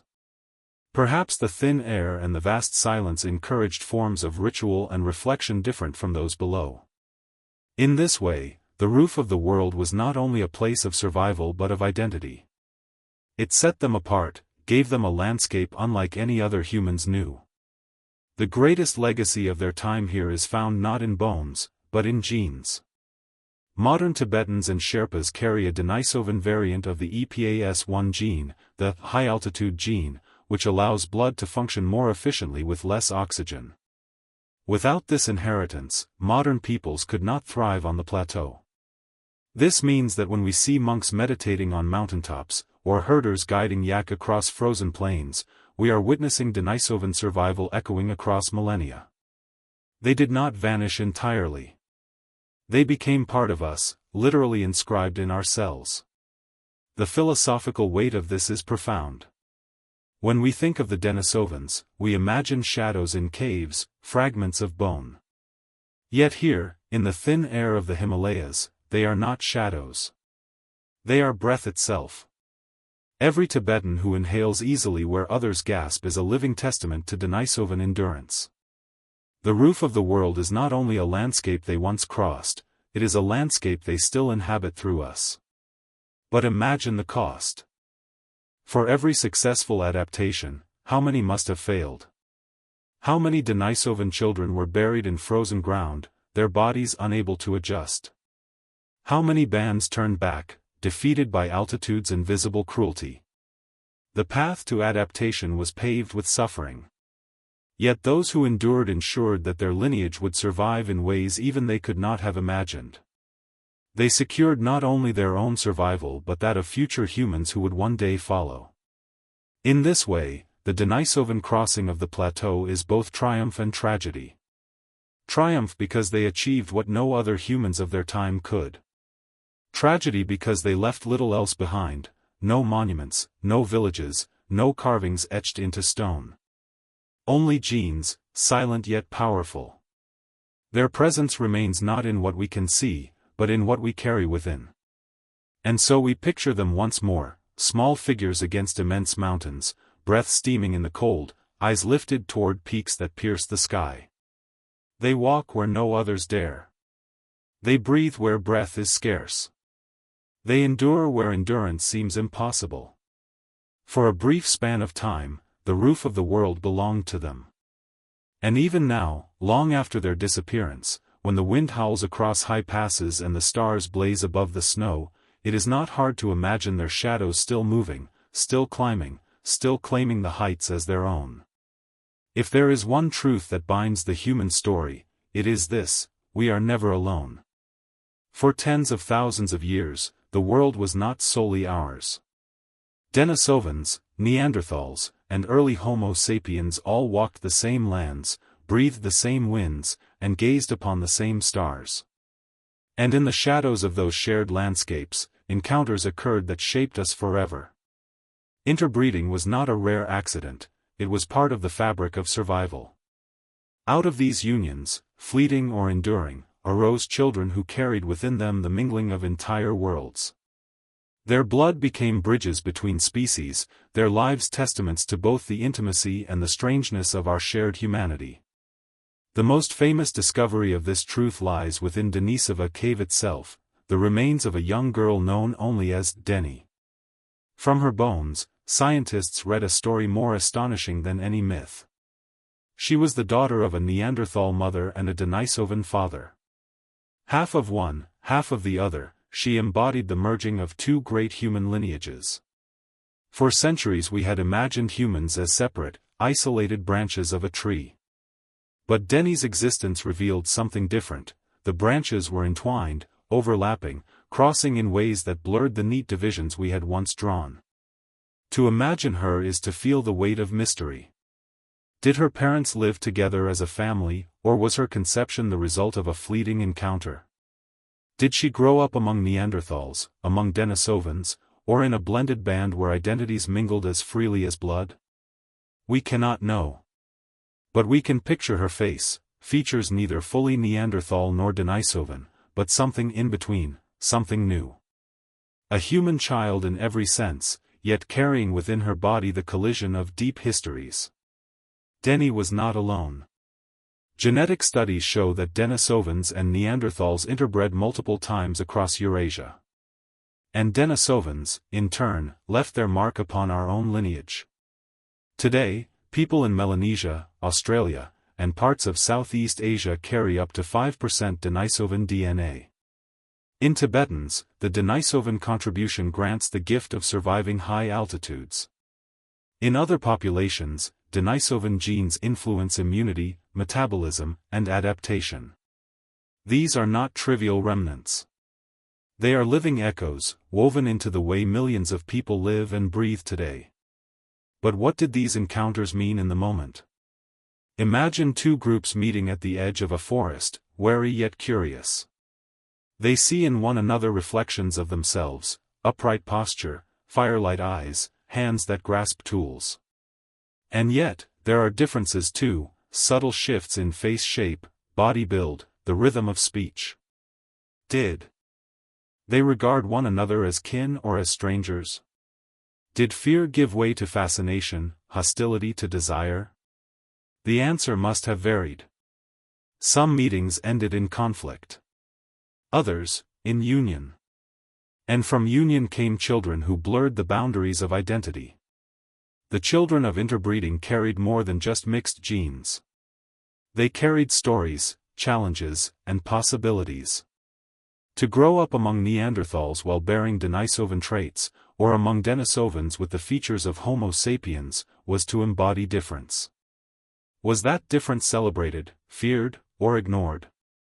Did it matter at all in a world where survival overshadowed everything? Perhaps they were simply children, loved and raised regardless of lineage.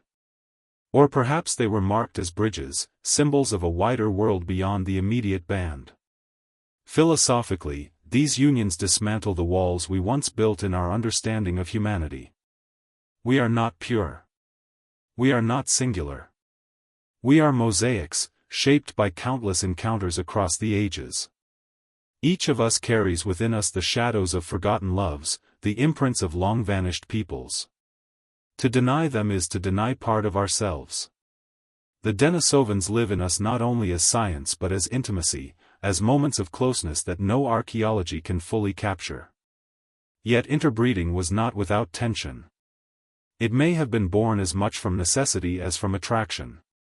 In times of scarcity, bands mingled to increase survival chances, to create children who might inherit diverse strengths. But such unions also carried risks: disease, conflict, rejection. The very act of mingling blurred group boundaries, forcing identities to adapt. Over generations, those adaptations reshaped entire populations, giving rise to new possibilities of life. When we stand back and look at the genetic record, what emerges is not a tidy story but a web of connections. Denisovans with Neanderthals, Denisovans with Sapiens, Sapiens with Neanderthals. It is a story of crossings and recrossings, of shadows overlapping in ways we cannot fully trace. In this web, no one stands alone. Humanity is not a single line but a tapestry, woven from threads that meet and part and meet again. The shadows of interbreeding are still with us. They are in the blood that flows through millions today, in the genes that shape how we live, in the resilience that allows us to climb mountains, fight disease, and adapt to changing worlds.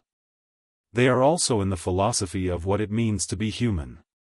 For if the Denisovans and Neanderthals could join with us, then the boundary between us and them was never as clear as we imagined. Humanity has always been larger, more inclusive, more complex. So when we speak of Denisovans as vanished, we speak only half the truth. They are not gone, not entirely. They are in our bones, in our blood, in the very breath of Tibetans, in the immune systems of Melanesians, in the faces of children who carry their legacy unknowingly. They are not ghosts but ancestors, present not in monuments of stone but in the living monuments of flesh. The shadows of interbreeding remind us that the human story is not one of purity but of connection. It is not a tale of separation, but of mingling. In the caves where fires once flickered, in the forests where paths once crossed, in the silence where eyes once met, bonds were formed that outlasted the ages. We are their legacy, their continuation, their answer to mortality. And as long as we live, the Denisovans live too, shadows not of loss, but of intimacy. The end of a species does not always announce itself with violence. Sometimes it arrives quietly, like a breath drawn and never released, a slow dwindling that passes unnoticed by the wider world. For the Denisovans, their vanishing was such a silence. There are no mass graves, no catastrophic evidence of sudden extinction. Instead, their presence fades gradually from the archaeological record, leaving behind only fragments of bone, whispers in our DNA, and the echo of footsteps erased by time. Their disappearance is not marked by a single dramatic moment, but by a long twilight in which they diminished, band by band, family by family, until their world grew too thin to survive. Why did they vanish? The answers are complex, and perhaps unknowable in full. But we can trace patterns, possibilities woven from the evidence left behind. Climate was one enemy. As the ice age waxed and waned, landscapes shifted unpredictably. Habitats that once provided shelter and food could transform in a single generation.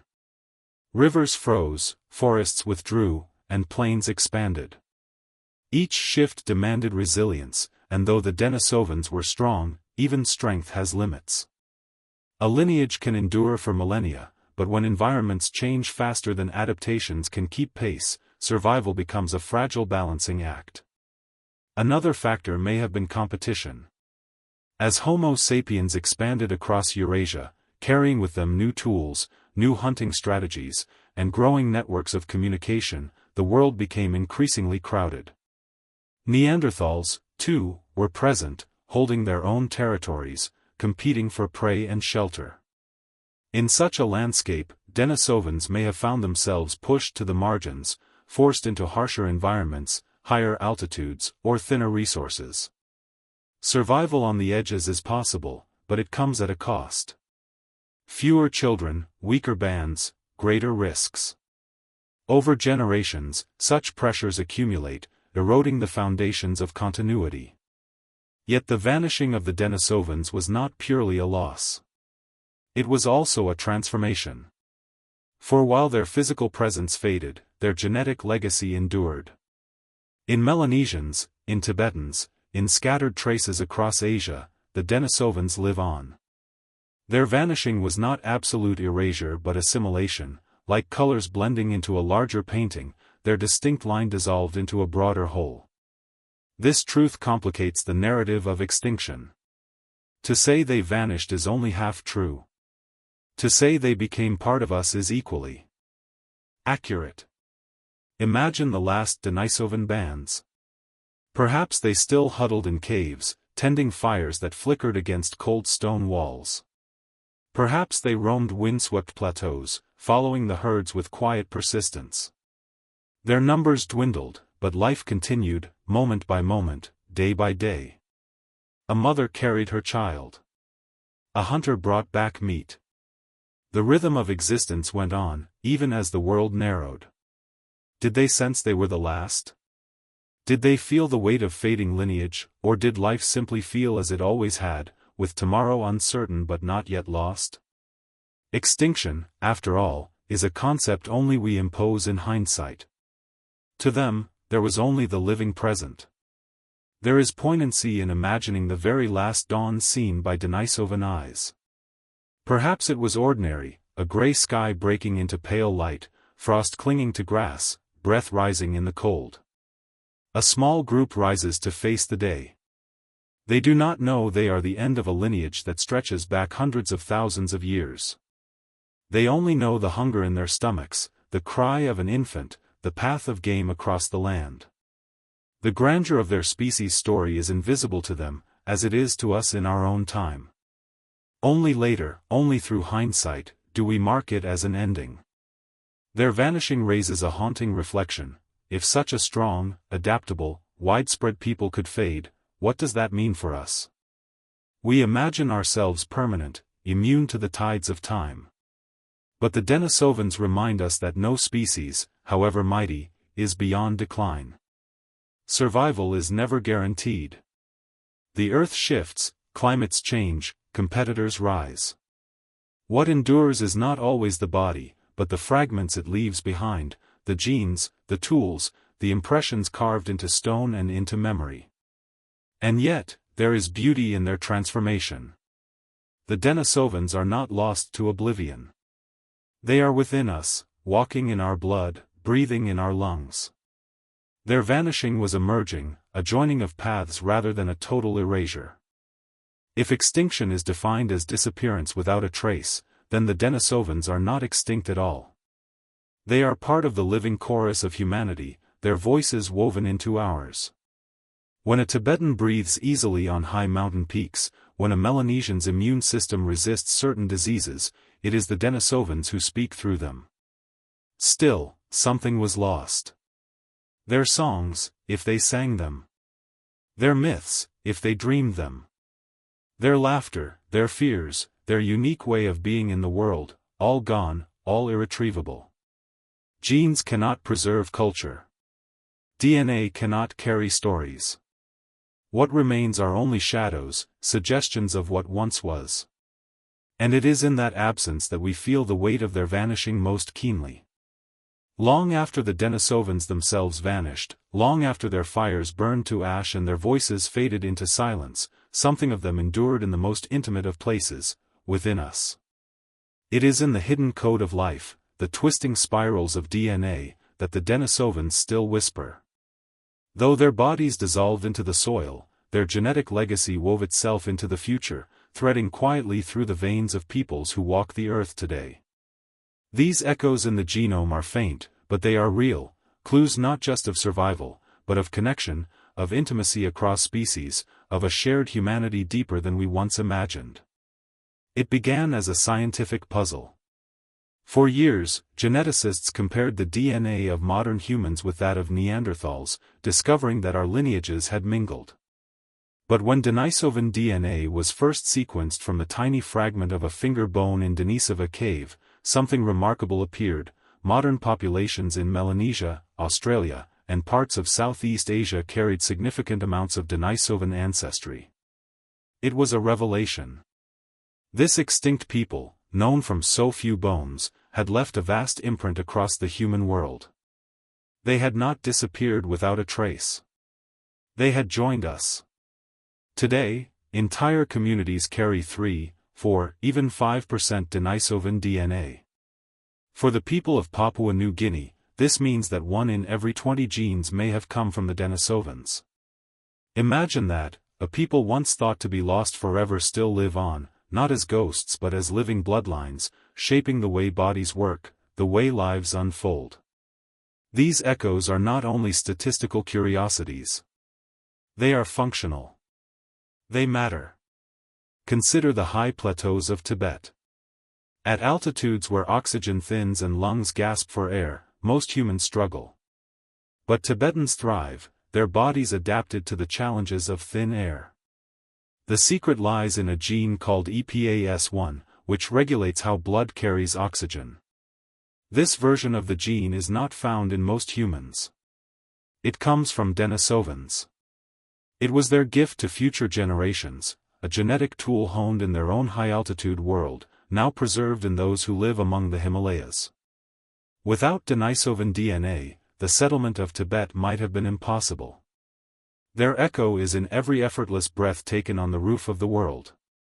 Other Denisovan genes affect immunity, offering resistance to certain pathogens, strengthening the body's defenses.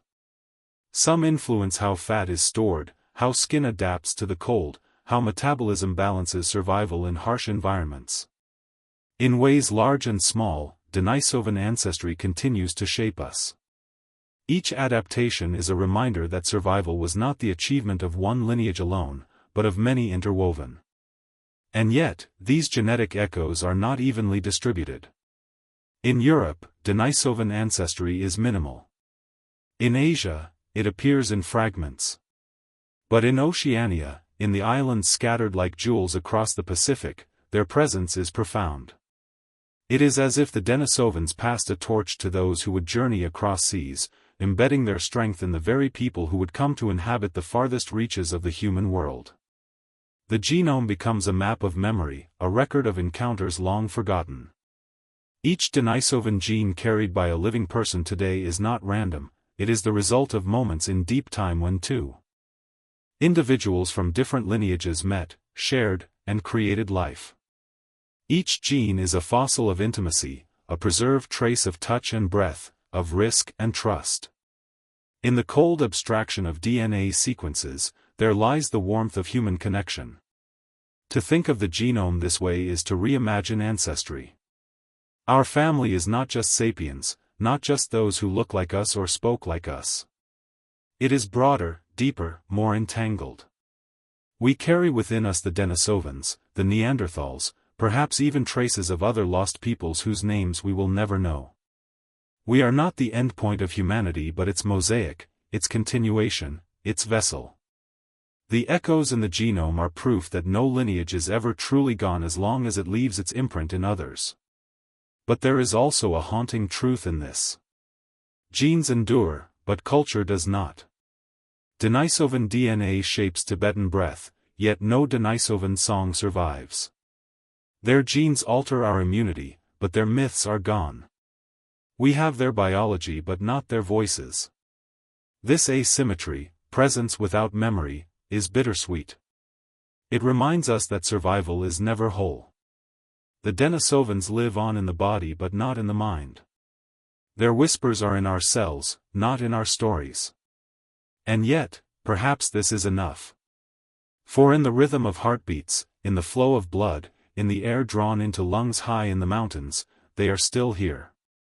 Every child born in Melanesia, every Tibetan who inhales the thin air of Everest without strain, every adaptation that saves a life, all are testaments that the Denisovans did not vanish without leaving gifts. They endure in the most practical, intimate sense, as partners in survival, as ancestors whose presence safeguards descendants. Philosophically, the echoes in the genome challenge our sense of identity. If we are part Denisovan, then what does it mean to be human? It means humanity has never been pure, never been singular. It has always been a weaving of strands, a conversation of lineages, a chorus of voices. To be human is to carry multitudes, to embody the history of encounters that made us. When we look in the mirror, we do not see only ourselves. We see fragments of Denisovan faces, Neanderthal eyes, ancient whispers folded invisibly into who we are. This is why their story matters. Without the genome, the Denisovans would be no more than a handful of bones and a shadow in the cave. With it, they become living companions, present in every breath, every movement of those who carry them forward. Science becomes poetry here, turning cold code into human presence. The double helix is not just biology. It is memory, heritage, and the most intimate form of immortality. The Denisovans may never rise again in flesh, but they rise every day in the people who walk the earth with their legacy. They are not dead so long as their gifts continue to function, so long as the genome still hums with their echoes. To study our DNA is to find them waiting, not as ghosts, but as ancestors smiling quietly from within, content that though their bodies vanished, their essence endures. And so, when we speak of the Denisovans, we should not speak only of extinction. We should speak of survival, of legacy, of how their whispers became our song. For in the deepest places of our being, where code becomes flesh, the Denisovans live on. And as long as we walk the earth, their story is not finished. It is written in us, in the quiet but unbroken echoes of the genome. The Denisovans are gone, yet their absence teaches as much as their presence ever did. In the silence they left behind, we are compelled to listen more closely, not just to their story, but to the truths it reflects about ourselves. To study the Denisovans is not only to piece together fragments of an extinct humanity, but to confront the fragile threads that bind all existence. They remind us that no lineage is eternal, no species beyond the reach of change. And in that realization lies both humility and wisdom. One lesson lies in impermanence. The Denisovans thrived across vast ranges of Asia, from the frozen plateaus of Siberia to the humid forests of Southeast Asia. They were strong, adaptive, and resourceful. Yet they vanished. Their disappearance reminds us that survival is not guaranteed, no matter how robust or widespread a species may be. Climate, competition, and chance, all forces beyond control, can shift the course of existence. For us, in an age of climate change, dwindling ecosystems, and fragile balances, the Denisovans stand as a warning. If they could vanish, so can we. Their story is a mirror held up to our own vulnerability. Another lesson is about connection. The Denisovans did not vanish entirely because they were never truly separate. They mingled with Neanderthals, with Sapiens, and in doing so, ensured that some part of them would live on. This is not just a biological fact, it is a philosophical truth. Survival is rarely the work of isolation. It is the result of connection, of mingling, of opening to others. Our very bodies testify to this lesson, carrying within them the fragments of lost lineages. We are mosaics because our ancestors embraced one another across boundaries. To be human is to be shared, to be woven together. But perhaps the deepest lesson lies in humility. For centuries, we told ourselves that we were unique, that Sapiens stood apart, the pinnacle of evolution, alone in our intelligence, our adaptability, our spirit. The discovery of the Denisovans, like that of the Neanderthals, shattered this illusion. We were never alone. We were never the only ones to carve tools, to hunt with strategy, to face the great cold winds of the Ice Age. Others walked beside us, equal in strength, equal in resilience. Their disappearance is not proof of our superiority, but of the contingencies of history. We survived. They did not. That is not triumph.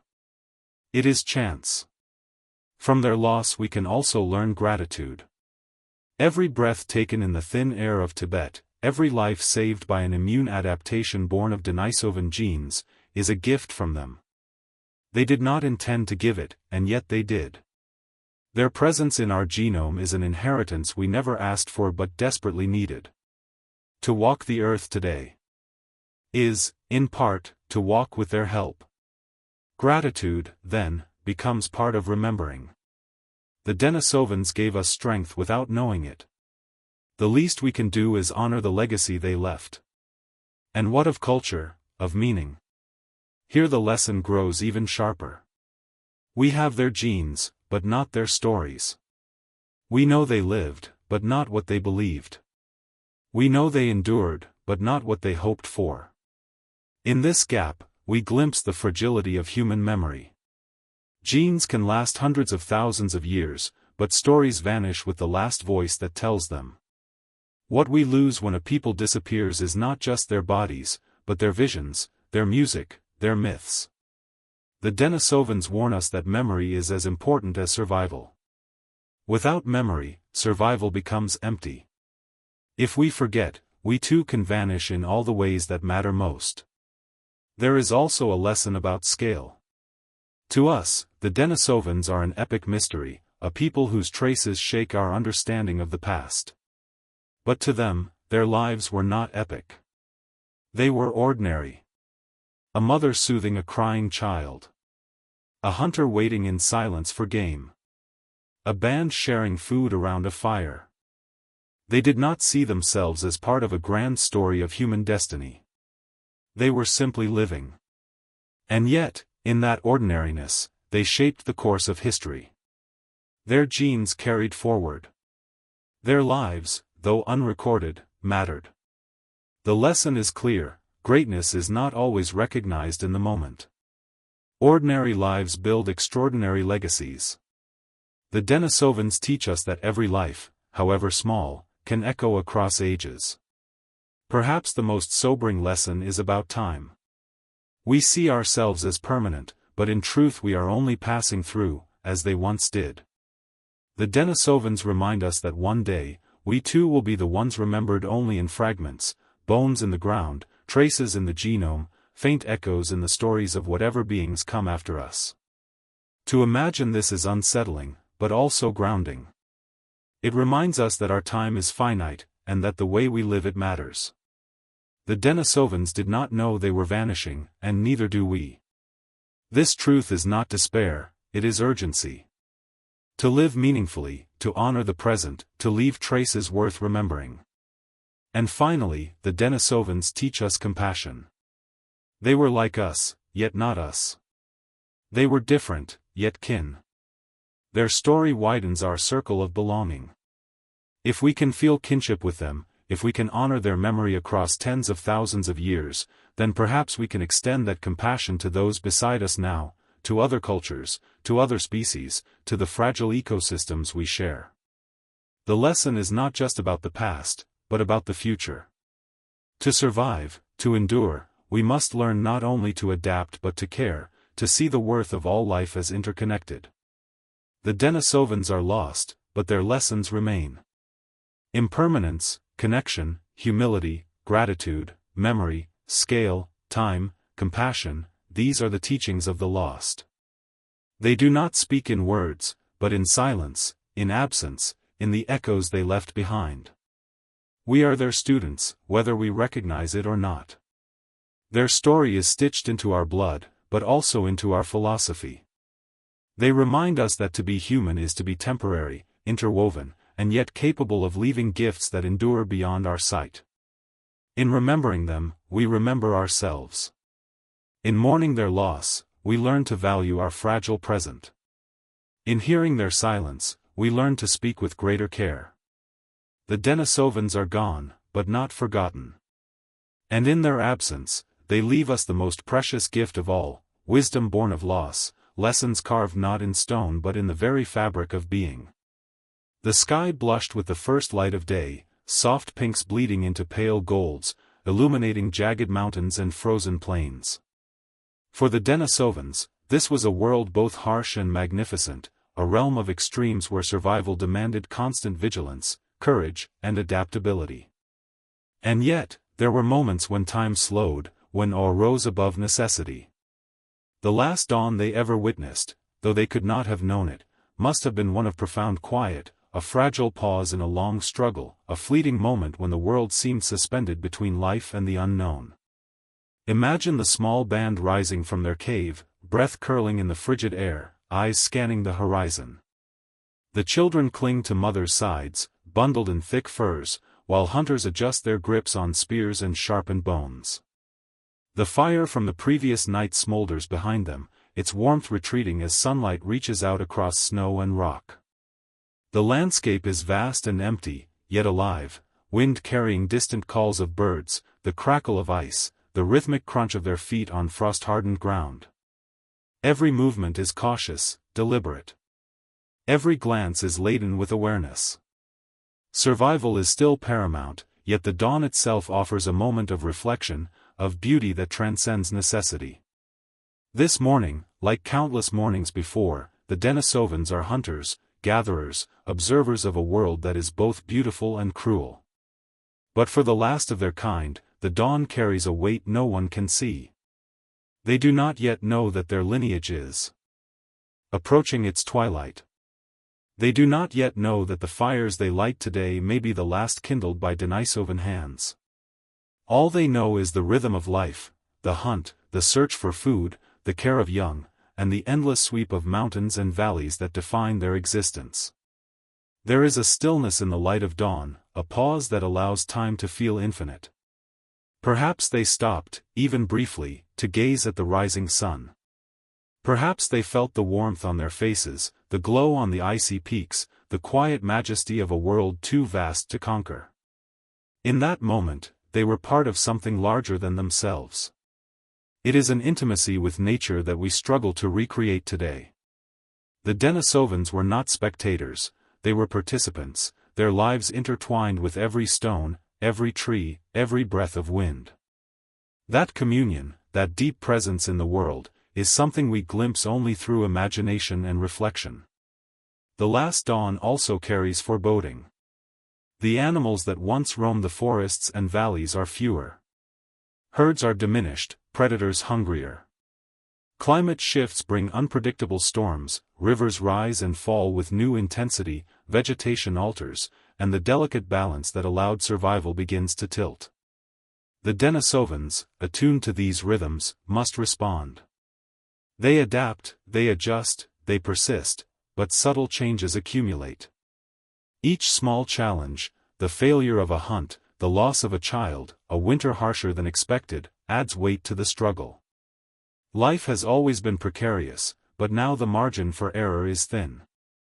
And yet, in the face of uncertainty, they continue. Their resilience is extraordinary. They teach their young, share resources, maintain tools and shelters, and preserve traditions of survival honed over hundreds of thousands of years. Each action is both practical and philosophical. It is survival, yes, but it is also affirmation. To live fully is to act, even when the future is unknown.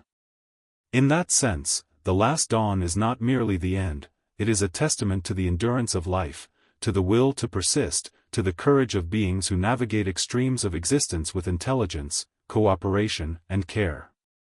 Philosophically, this final dawn bridges time. We, modern humans, can look back through archaeology, genetics, and imagination to witness it. Though the Denisovans cannot speak to us, they speak through the echoes they left in our DNA, in the genes that allow us to breathe at high altitudes, resist disease, and endure. The last dawn reminds us that every life matters, that even in extinction, presence leaves traces.